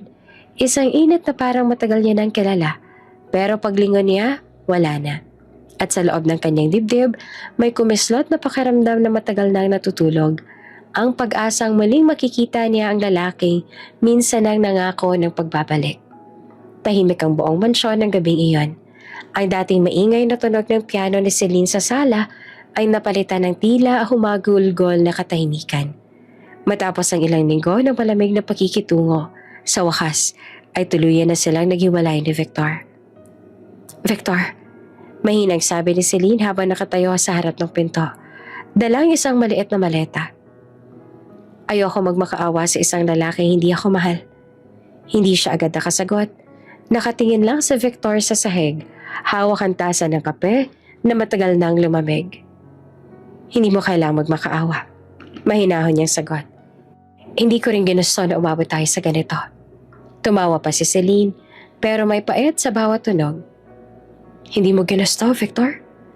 Ilang buwan kitang tinanong kung anong problema, pero palagi mo lang sinasabi na pagod ka lang. Hindi naman ako tanga. Nakikita ko kung paano ka tumingin sa kanya." Napatingin si Victor. "Celine, Hindi mo na kailangang itanggi. Putol pa ni Celine. Mahal mo siya, hindi ba? Yung babae na pinasok mo sa bahay na to bilang katulong. Yung kasambahay na scholar na halos araw-araw mo tinatanong kay Marining kung kamusta na. Hindi siya makatingin ng diretso kay Celine. Hindi rin niya kailangang sumagot dahil pareho nilang alam ang totoo. Alam mo, sabi ni Celine habang pinupunasan ng luha, hindi naman ako galit sa kanya eh. Galit ako sa'yo kasi hindi mo sinabi. Kasi pinaniwala mo ko ako pa rin ang tahanan mo. Pero matagal na pala akong bisita lang. Pagkasabi niya noon, tuluyan na siyang lumabas ng mansyon. Naiwan si Victor, nakaupo pa rin sa sofa. Nakatingin sa pinto na ngayon ay tuluyan nang nagsara. Lumipas ang mga araw, tahimik si Victor. Lalo siyang naging abala sa trabaho. Ngunit kahit gaano karami ang meeting at investor calls, hindi pa rin siya maalis sa isip ni Syla. Si Syla naman, ngayon ay isa ng opisyal na staff sa mansyon. Tumutulong siya sa ilang admin tasks. Tumutulong din sa accounting ng foundation. Masaya siya dahil sa wakas ay nagagamit niya na rin ang natutunan sa vocational course. At higit sa lahat, masaya siya dahil nakikita niyang muli na naman si Victor. Sir, sabi ni Syla isang umaga habang nag-aabot ng folder. Ito po yung report para sa foundation project sa Laguna. Inayos ko na po yung breakdown ng expenses. Salamat, Syla. Sagot naman ni Victor sabay ngiti. Magaling ka talaga. Namula ang pisngi ni Syla. Ginagawa ko lang po ang trabaho ko, sir. Ngumiti naman si Victor. Kung ganyan ba lahat ng tao sa kumpanya, baka wala na akong problema. Hindi naman po siguro, sagot ni Syla. Natawa ng bahagya. May mga problema pa rin po kahit saan. Tumingin si Victor sa kanya. Seryoso pero malambing. Siguro nga, kapag andyan ka, parang gumagaan ang lahat. Sandaling natigilan si Syla. May kung anong init na dumaloy sa kanyang dibdib. Ngunit agad din niyang ibinaling ang tingin sa papeles. Sir, may kailangan po ba kayong ipasuri? Umiling sa Victor. Wala na. Salamat, Syla. At mula noon, hindi na mapigilan ang paglapit nila sa isa't isa. May mga gabi na sabay sila nagkakape sa veranda. Nagkukwento tungkol sa mga simpleng bagay. Kung paano niya gusto bumalik minsan sa probinsya. Kung paano naman gusto ni Victor maranasan ang buhay na malayo sa negosyo at kasinungalingan ng lipunan. Alam mo, Victor, sabi ni Syla, minsan magkasama sila sa hardin. Ang ganda ng buhay ninyo. Pero parang ang lungkot din minsan. Parang hindi niya nararanasan ang kalayaan. Napangiti naman si Victor. Tama ka. Pero minsan kahit maraming pera, hindi mo pa rin mabibili ang kapayapaan ng loob. Tumingin si Syla sa kanya. Kung gano'n, maswerte pa pala ako kahit papaano. Kahit mahirap, marunong pa rin akong tumawa. Maswerte nga ako na nakilala kita. Mahinang sagot ni Victor. Hindi man niya sabihin ng direkta, alam nilang pareho kung anong ibig niyang ipahiwatig. Ngunit ang kapayapaang iyon ay hindi magtatagal. Isang hapon habang naglilinis ng storage room si Syla, may natagpuan siyang lumang kahon na may nakasulat na Foundation Records. Sa loob may mga lumang papeles ng mga scholars. Nang buksan niya iyon, nakita niya ang isang folder na may pangalan. Angela de la Vega. Napanganga siya. Ito yung pangalan na ginamit ko Bulong niya. Binuklat niya iyon at doon niya nakita mga dokumento ng enrollment, tuition, receipts at bank statements. Sa ibang bahagi naman ng page, malinaw na nakasulat. Funded by Alcantara Group. Approved by V. Alcantara. Nanlamig siya. Hindi siya makapaniwala sa nakikita niya. Si Sir Victor? Siya pa lang. Bulong niya habang nanginginig. Hindi lamang iyon ang natuklasan niya. Sa ilalim ng mga papeles, may isang lumang sobre. Binuksan niya ito at naroon ang punit na larawan ng dalawang batang naglalaro sa ilalim ng puno ng mangga. Sa likod nito, nakasulat, Victor and Syla, Summer 2005. Parang biglang tumigil ang kanyang paghinga. Si Victor? Bulong niya. Siya Siya pala yung Victor ko. Napaupo siya sa sahig, hawak ang larawan at luhaan. Ang lahat ng mga alaala ng kabataan niya ay biglang bumalik. Ang batang lalaking nangakong babalik. Ang batang nagbigay ng locket. Ang dahilan kung bakit siya nanatiling umaasa. At ngayon, naroon lang pala ito sa tabi niya. Ang lalaking tinulungan siya. Ang lalaking nagpapaaral sa kanya. Ang lalaking malamang ay naaawa lang. Kinagabihan bumaba si Syla sa sala. Nandoon si Victor. Kakauwi lang galing opisina. Pagod. Pero nakangiti nang makita siya. "Oh Syla, bakit gising ka pa? Dapat nagpapahinga ka na." Hindi siya sumagot agad. Tumayo lang siya roon. Hawak ang larawan. "Syla?" Dahan-dahan siyang lumapit. "Eto ba? Ikaw?" Kinuha ni Victor ang larawan at agad na nag-iba ang ekspresyon niya. Hindi niya kailangang magpaliwanag. Alam na ni Syla. "Bakit mo tinago sa akin?" Halos pasigaw niyang tanong. "Bakit mo ako niloko?" "Syla, hindi ko intensyon." "Hindi mo intensyon?" Putol niya. "Kaya mo pala ako tinutulungan. Kasi naaawa ka. Kasi mahirap ako." "Hindi totoo yan." Sigaw din ni Victor. "Ginawa ko to dahil gusto kitang tulungan. Hindi dahil naaawa ko." "Syla, alam kong galit ka. Pero pakinggan mo muna ako." Hindi ko na kailangan marinig pa. Nanginginig niyang sabi. "Sinungaling ka. Pinaniwala mo kung iba lang ako sa mga tinutulungan mo pero pareho lang pala. Ginawa mo akong proyekto." "Hindi, Syla." Lumapit siya pero umatras ang dalaga. "Tinago ko lang ang totoo dahil natakot ako.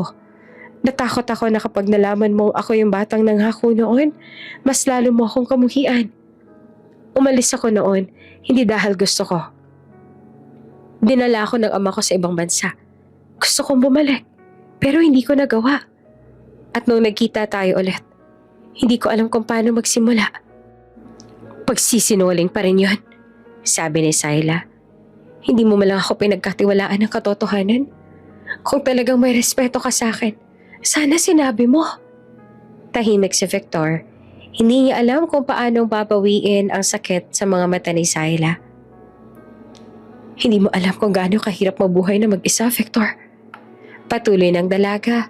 Luhaan na. "Tapos ngayon, malalaman ko ang lahat pala ng pinaghirapan ko. May nakatago kang dahilan. Ayoko maging utang na loob sa lalaking niloko ko." "Syla, hindi mo ako kailangang mahalin. Pero sana maintindihan mo.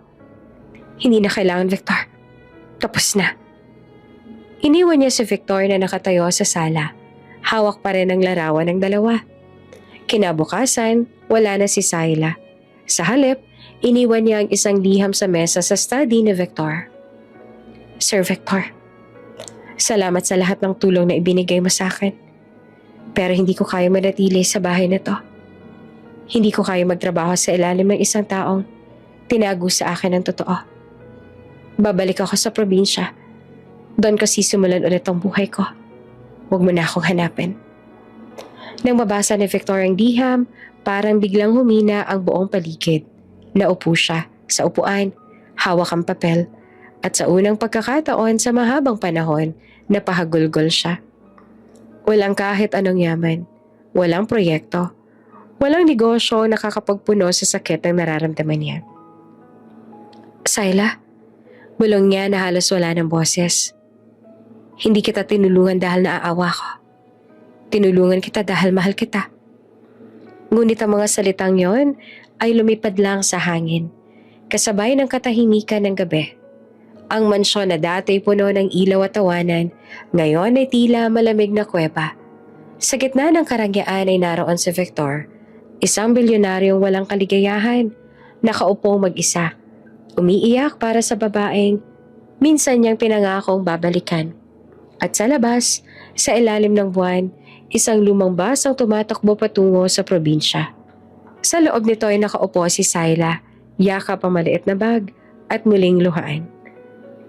"Hindi ko na siya kailangan," mahina niyang sabi, pilit na pinapalakas ang loob. "Makakaya ko naman to mag-isa." Pero sa ilalim ng lahat ng tapang, may puso pa rin siyang durog. Makalipas ang ilang buwan mula nang umalis si Syla sa mansyon, nagbagong ritmo ng buhay ni Victor. Tulad ng dati, abala pa rin siya sa mga negosyo.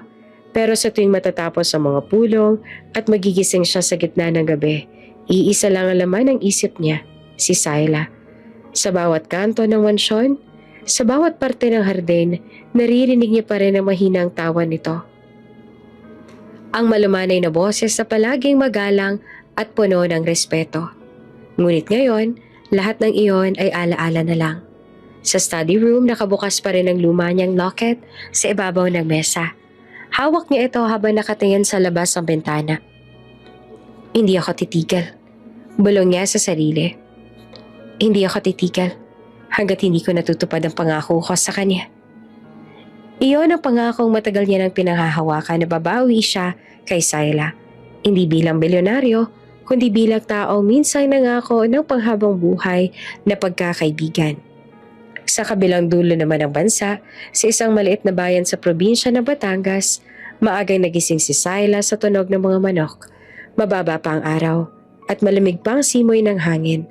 Nakatira siya ngayon sa isang maliit na bahay na gawa sa pinagtagpi-tagping kahoy at yero. Ngunit masaya siya.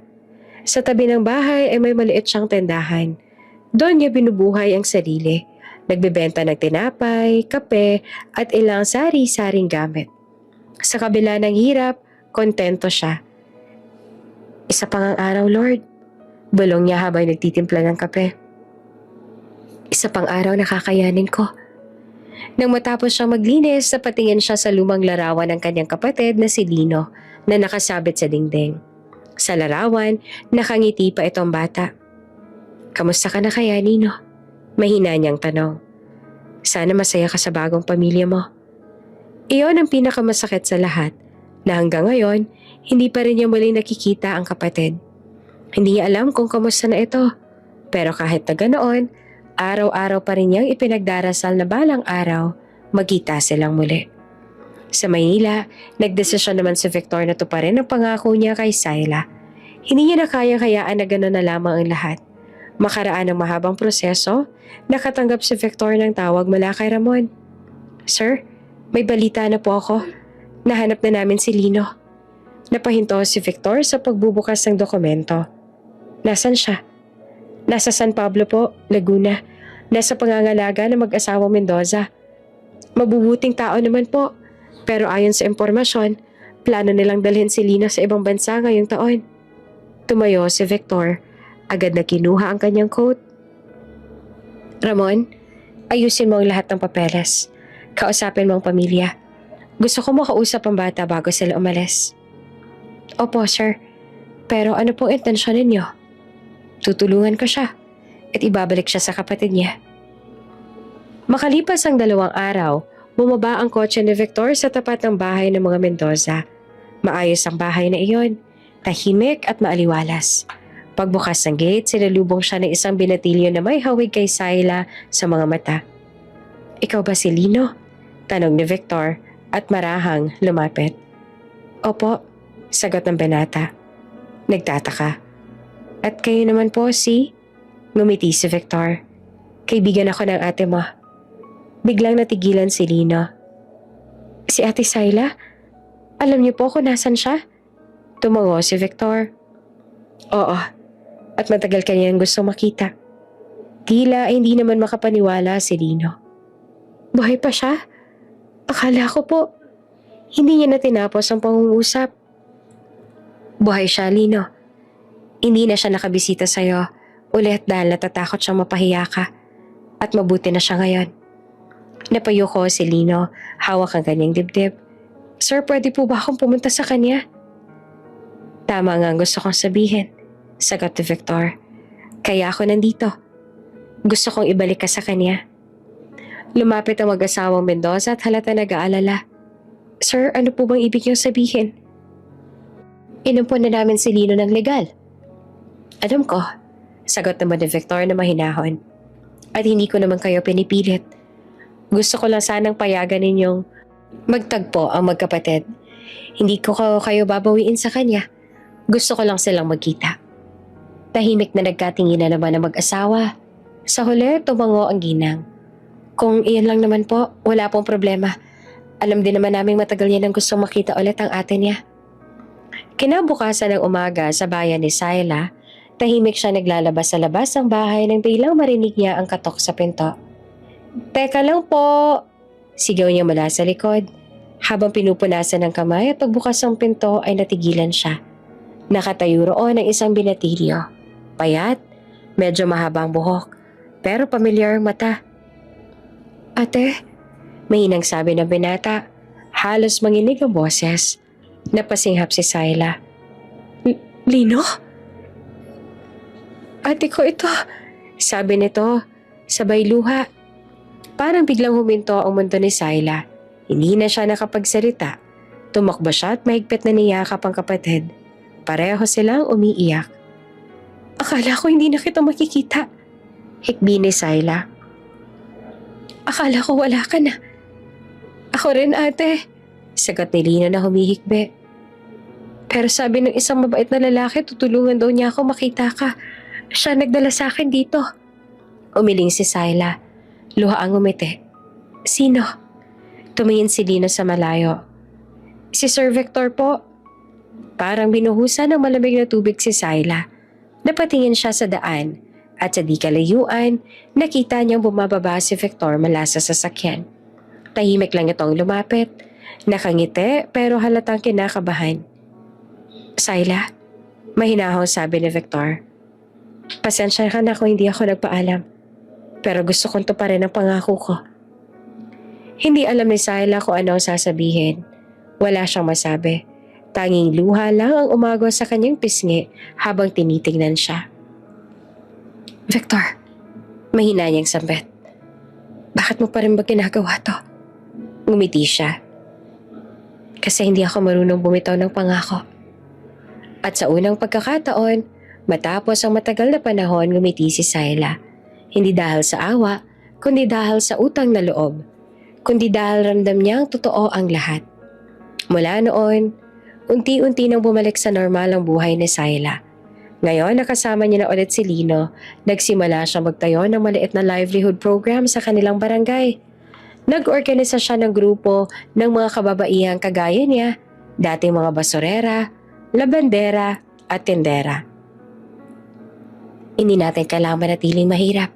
Sabi niya sa unang pagpupulong nila sa ilalim ng lumang puno ng mangga.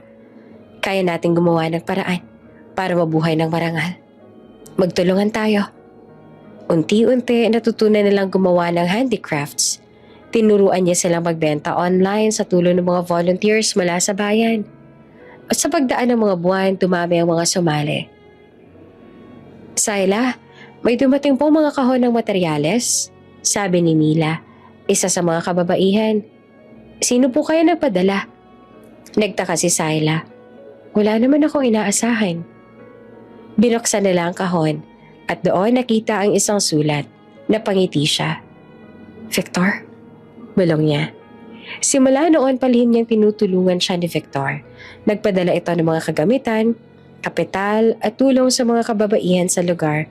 Ngunit kahit isang beses, hindi ito nagpakita. Isang gabi, habang nakaupo si Syla sa harap ng tindahan, lumapit si Lino. Ate, sabi nito, ayaw mo na bang bumalik sa Maynila? Hindi mo ba siya gustong makita ulit? Tumingin siya sa malayo, sa mga bituin sa langit. Gusto, Lino, pero hindi pa siguro sa ngayon. Hindi ko pa alam kung kaya ko na. Pero ate, patuloy ni Lino, hindi naman niya kailangang maging dahilan ng sakit. Baka oras na rin para pasalamatan mo siya. Ngumiti si Syla. Baka nga. At doon sa katahimikan ng gabi, napagtanto niya ang kahit gaanong kasakit ang nakaraan, may mga taong ipinaglalaban ka pa rin kahit ayaw mong ipaglaban ang sarili mo. Samantala sa Maynila, tahimik si Victor habang nakatayo sa harap ng malaking screen sa opisina ng Alcantara Foundation. Ipinapakita roon ang balita tungkol sa livelihood project ni Syla. Syla de la Cruz, dating scavenger sa Maynila, ngayon ay tumutulong na sa kababaihan sa probinsya, sabi ng reporter. Napangiti naman si Victor. Tingnan mo siya, Mang Erning, sabi niya. Mas matatag pa kaysa sa kahit sinong kilala ko. Tumango naman si Mang Erning. Sir, kailan po kayo pupunta sa kanya? Hindi pa siguro sa ngayon, sagot ni Victor. Nakangiti pero malungkot. Masaya na siyang may sariling lakas. Hayaan na muna natin siyang magtagumpay sa sariling paraan. Kapag handa na siya, saka ako lalapit. Tumingin siyang muli sa screen. Nandun si Syla, nakangiti habang hawak ang mga produkto ng kanyang grupo. Sa tabi niya ay naroon si Nino, tumutulong sa pag-aayos ng mga paninda. At sa mga mata ni Victor ay may luha ng tuwa at pangungulila. Hindi ko kailangan nasa tabi mo para suportahan ka. Mahinang sabi niya. Basta masaya ka, sapat na yon. Sa dulo ng baryo, habang papalubog ang araw, nakatayo si Syla sa tapat ng maliit nilang tindahan. Nakatingin siya sa kalangitan, hawak ang bagong locket na ipinadala sa kanya. Ngumiti siya, marahang nagsalita. Salamat, Victor, sa lahat. At habang unti-unting nagdidilim ang paligid, sabay na nanginginig ang mga bituin. Tanda ng pag-asang kahit magkalayo, may mga pusong nagkakakilala pa rin. Sa likod ng lahat ng sakit, ng luha, at ng mga lihim, naroon pa rin ang pangakong minsan nilang binitiwan. At sa unang pagkakataon matapos ang mahabang panahon, tahimik na ngumiti si Syla. Dahil alam niyang kahit hindi niya sabihin, may isang Victor Alcantara pa rin. Tahimik na nagmamasid at patuloy na nagmamahal. Mainit ang araw, ngunit malamig ang hangin na pumapasok sa malawak na hall ng bagong itinayong Alcantara Foundation Center sa Quezon City. Ang gusali ay puno ng mga tao, mga kababaihan mula sa iba't ibang lalawigan, mga estudyante, mga negosyante, at mga miyembro ng media. Lahat ay naroon upang dumalo sa taunang pagtitipon ng foundation na layuning magbigay ng tulong at oportunidad sa mga mahihirap na komunidad. Isa sa mga panauhing tagapagsalita ay si Syla, ang dating basurera na ngayon ay kinikilala ng inspirasyon ng mga kababaihan. Habang naghahanda siya sa backstage, ramdam niya ang kaba na pumipintig sa dibdib niya. Huminga siya ng malalim, hawak ang maliit na locket na suot niya sa leeg. Miss Syla, tawag ng event coordinator. Ikaw na po ang susunod. Ngumiti siya tumango. Sige po. Huminga siya ng malalim. Inayos ang simpleng blazer na suot niya at marahang naglakad papunta sa entablado. Paglabas niya, sinalubong siya ng malakas sa palakpakan. May mga ilaw na nakatutok sa kanya, mga kamera na nagliliparan, at mga taong nakatingin ng may paghanga. Ngunit sa kabila ng lahat, kalmado siya. Hindi na siya si Syla na dating takot magsalita. Hindi na siya yung basurerang nanginginig sa gutom at hiya.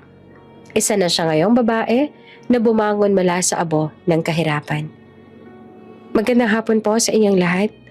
Panimula niya na mahinahon, ngunit matatag ang tinig. Ako po si Syla de la Cruz at dati ako namamasura. Tahimik ang buong hall. Ang lahat ay nakikinig. Hindi ko ikinahihiya iyon. Patuloy niya. Kasi doon ko natutunan kung anong tunay na halaga ng dignidad. Noong araw, akala ko na kapag mahirap ka, wala ka ng karapatang mangarap. Pero nagkamali ako. Ang kahirapan ay hindi sumpa. Isa itong paalala na may laban pa tayong kailangang pagtagumpayan.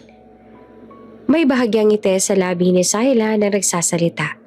Ngunit sa loob niya, may mga alaala pa rin bumabalik. Ang mga gabing naglalakad siya sa ilalim ng ulan, ang mga araw na giniginaw sa sakit habang namamasura, at ang mga oras na nagdasal siya na sana ay may magligtas sa kanya. May mga taong dumating sa buhay ko. Mga taong tumutulong na hindi ko inaasahan.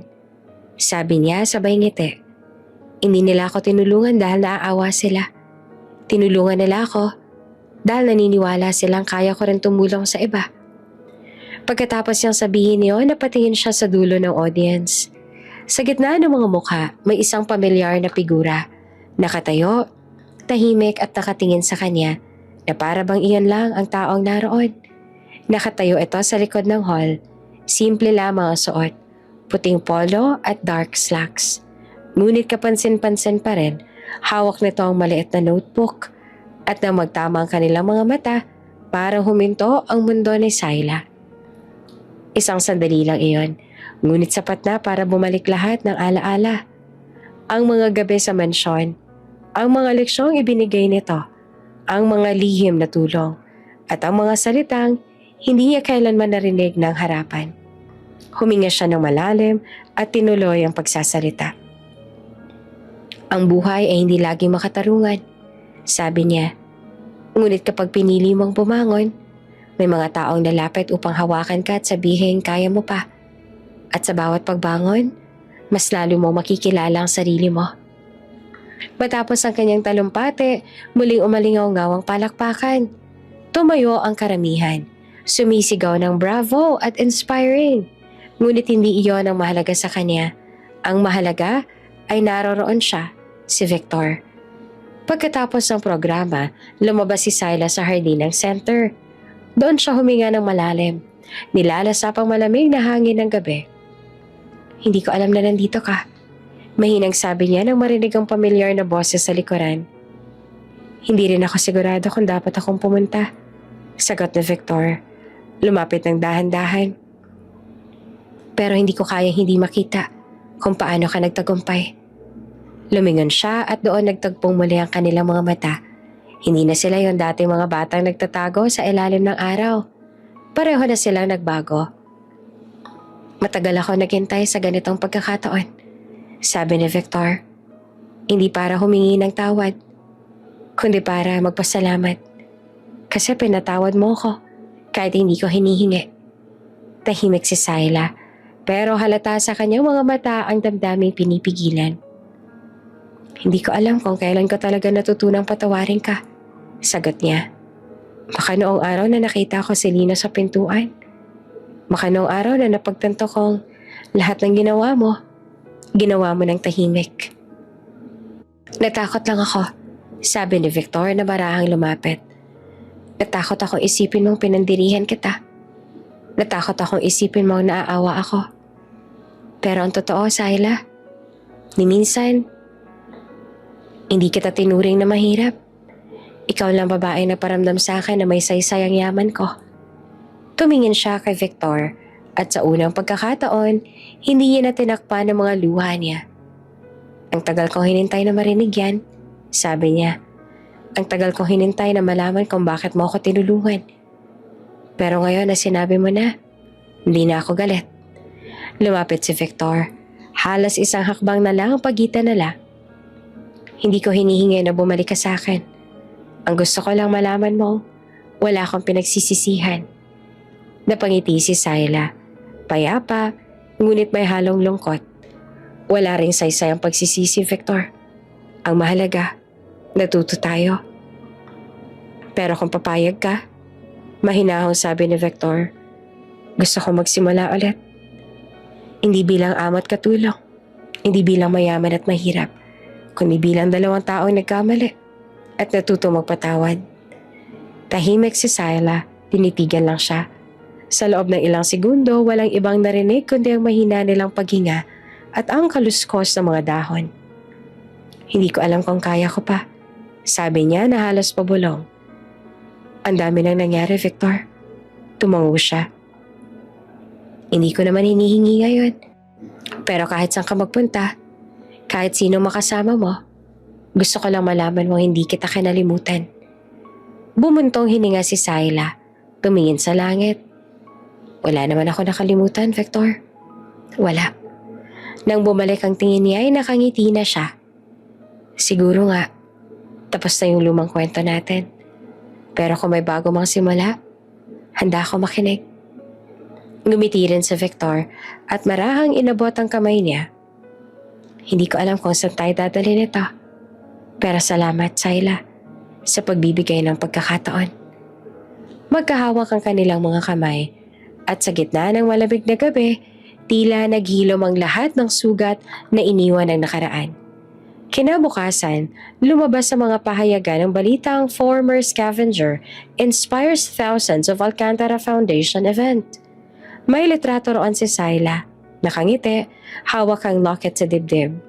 Sa gitna ng larawan, bagyang nakikita si Victor, nakatayo sa likod. Tahimik ngunit puno ng pagmamalaki. Isang hapon, naglalakad si Silas sa baybayin ng Batangas. Kasama si Lino at ang adoptive parents nito. Hawak niya ang locket. Tinapik-tapik ang hangin ng kanyang buhok. Sa malayo, may papalapit na kotse. Si Kuya Victor yata yun, sabi ni Lino na nakangiti. Ngumiti rin siya, pero ngayon, wala nang takot o galit sa kanyang puso. Kung siya man, handa na ako, sabi ni Syla. Handa na ako magsimula muli. At nang tumigil ang kotse sa harap nila, bumaba si Victor. Nakangiti, hawak ang isang maliit na kahon. Para sa bagong proyekto mo, sabi niya. At para sa bagong simula natin. Ngumiti si Syla.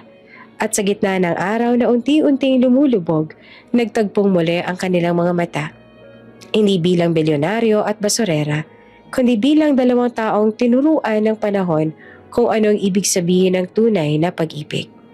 At sa dulo ng araw, wala nang lihim, wala nang awa, wala nang sakit.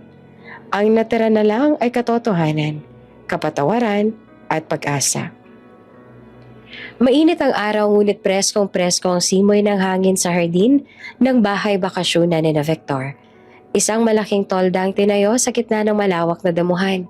Pinalibutan ng mga puting bulaklak at kumikislap ng mga ilaw na tila mga bituin na bumababa mula sa langit. Ang mga tao ay nagkatuwaan, nagbabatian at nag-aabutan ng mga pagkain at wine. Ngayon ay hindi na basta mansyon ng isang negosyanteng kilala sa lungsod.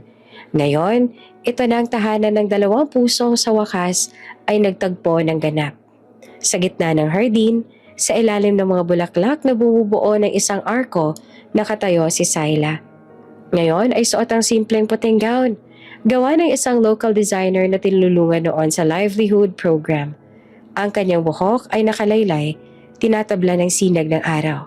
Sa tabi niya, si Victor suot ang puting barong na may disenyong hinabi ng kababaihan sa baryo ni Syla. Ang mga kamay nila ay magkahawak at ang mga mata nila ay tila nagsasalita ng mga salitang hindi na kailangang bigkasin.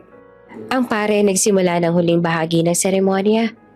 Sa harap ng Diyos at ng mga saksi, kayo ay nagkasundong magmahalan, magtulungan at magdamayan sa hirap at ginawa. Ngumiti si Victor at marahang hinawakan ng pisngi ni Syla. Ikaw ang dahilan kung bakit gusto kong bumangon araw-araw. Bulong niya. Napangiti naman si Syla. Pinipigil ang luha. At ikaw ang tahanan kong hindi ko alam na matagal ko na palang hinahanap. Kahit pakasalan pa kita ng paulit-ulit. Kahit ilang vow renewal pa yan. Tumunog ang palakpakan ng mga bisita. Sa gitna ng mga halakhakan at iyak ng tuwa, hinalikan ni Victor si Syla. Banayad, totoo at puno ng pangako. Pagkatapos ng kasal, lumipas ang mga oras sa kasaysayan.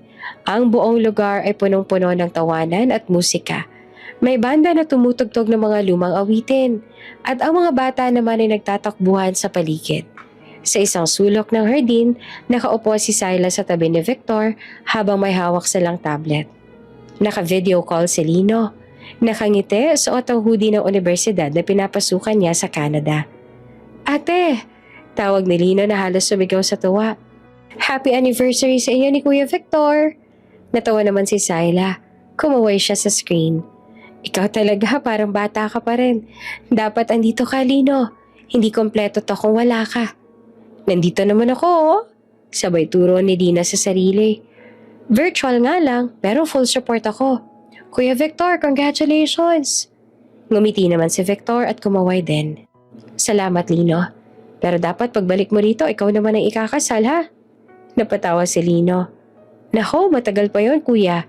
Gusto ko munang tapusin yung kurso ko. Pero promise, uuwi agad ako pag may break. Mag-iingat ka dyan, ha? Paalala ni Syla. Kumain ka ng tama, wag puro noodles. Grabe ka naman, ate. Kumakain naman ako ng maayos. Tumawa si Lino, pero sabay sabi, Uy, teka. Bago ako bumalik sa dorm, gusto ko marinig yung surprise niyo. Sabi ni Kuya Victor, may announcement daw kayo mamaya. Nagkatinginan sina Syla at Victor. Parehong nakangiti ng may kilig. Ah, yun ba? Sabi ni Syla sabay kurot ng marahan kay Victor. Baka pwede na sabihin ngayon, no? Tumango naman si Victor at marahang inaplos ang kamay ni Syla. Sige na nga, para marinig na ni Lino. Lino, sabi ni Victor sabay ngiti. Magiging kuya ka na. Napatigil si Lino. Ha? Kuya? Ang ibig mong sabihin? Ngumiti si Syla sabay hawak sa tiyan. Oo Lino, magkakaroon na ako ng baby ulit. Napasigaw si Lino sa tuwa. Ate, grabe ang saya. Magiging tito ulit ako. Tumawa si Victor at Syla, habang si Lino ay halos maluha naman sa saya. Congratulations talaga sa inyo, grabe. Dapat pala talaga umuwi ako agad. Huwag mo nang isipin yon, sabi ni Syla. Ang importante, mag-aral ka ng mabuti. Pero pag uwi mo, may bago ka na makikilalang baby. Promise, ako pa mag-aalaga pag uwi ko. Sigaw ni Lino bago tuluyang magpaalam. Pagkatapos ng tawag, nanatili magkatabi sina Victor at Syla sa upuan, pinagmamasa ng mga ilaw na kumikislap sa paligid. Hindi ko akalaing darating ang araw na ganito kasaya ang buhay natin, sabi ni Syla. Mahina ngunit puno ng damdamin. Parang kailan lang nasa basurahan pa ako. Umiiyak. Hindi alam kung saan pupunta. Marahang humawak si Victor sa kanyang kamay. At ngayon, nandito ka na. Hindi ko man mababago ang mga nangyari noon, pero sisiguraduhin ko ang bawat araw na dadaan, purong ngiti lang makikita ako sa'yo. Hindi mo naman kailangang gawin yun na mag-isa, sagot ni Syla. Kasi kasama mo na ako at si Ellie. At tong baby natin. Ngumiti si Victor, tsaka tumingin sa tiyan ni Syla. Alam mo, para hindi ko maipaliwanag kung gaano ako kasaya, hindi lang dahil kinasal tayo, kundi dahil buo na ulit ang mundo ko. Buo na ulit ang atin. Tugon ni Syla sabay ngiti. Lumapit si Ellie, ang kanilang panganay. Bitbit ang maliit na basket ng bulaklak. Mama, Papa, tingnan nyo, may natira pa pong petals. Pwede pa po tayong magtapon. Natawa silang dalawa. Sige anak, sabi naman ni Victor sabay karga sa kanya. Sabay tayo magtapon. Sabay-sabay nilang inihagis ang mga petals sa hangin. Kumalat ito, sumayaw sa ihip ng hangin at bumagsak sa kanilang paligid na parang ulan ng biyaya. Ang mga bisita ay nagpalakpakan. May mga sumigaw ng congratulations, habang may mga umiiyak naman sa saya. Sa gitna ng lahat ng iyon, nagtagpong muli ang mga mata ni Syla at Victor. Wala na silang kailangang sabihin. Ang mga ngiti nila ay sapat na para ipaalam na sa wakas. Natagpuan nila hindi lang ang isa't isa, kundi ang katahimikan na matagal na lang hinanap. Kinagabihan, matapos umalis sa mga bisita, naglakad sina Victor at Syla sa tabi ng lawa sa likod ng mansyon. Tahimik lamang sila, hawak kamay, pinagmamasa ng refleksyon ng buwan sa tubig. Alam mo, sabi ni Syla, dati pangarap ko lang to. Yung may pamilya, tahimik na bahay, walang gulo. Ngayon parang totoo na. Ngumiti naman si Victor. At sa tingin mo, hanggang pangarap lang ba kita hahayaang maging? Napatawa si Syla, sabay lingon sa kanya. Di ko alam kung anong ginawa ko para karapat-dapat sa lahat ng to. Minahal mo ko, sagot ni Victor sabay yakap. At yun lang ang kailangan. Dahan-dahan nilang tinanaw ang kalangitan, punong-puno ng mga bituin. Ang dami nilang kumikislap, bulong ni Syla. At bawat isa, sagot ni Victor, paalala na kahit gaanong kadilim ang gabi, laging may ilaw na magtuturo ng daan pa uwi. Tumango si Syla na nakangiti. At natagpuan na natin yung daan na yon. Hindi lang daan, sabi ni Victor. Marahang humalik sa noon niya. Tahanan. At sa gabing iyon, sa ilalim ng mga bituin at sa harap ng bagong bukas sa kabanata ng kanilang buhay, naramdaman nilang tunay na buo na ang lahat. Hindi dahil sa kayamanan, hindi dahil sa tagumpay, kundi dahil sa pag-ibig na walang iniwan, walang itinago, at walang hanggan. Bago ka pa lang sa channel neto, ibang kwento ni Ate Jane, istorya mo, ikwento ko. Huwag kalimutang pindutin ang notification bell at subscribe button.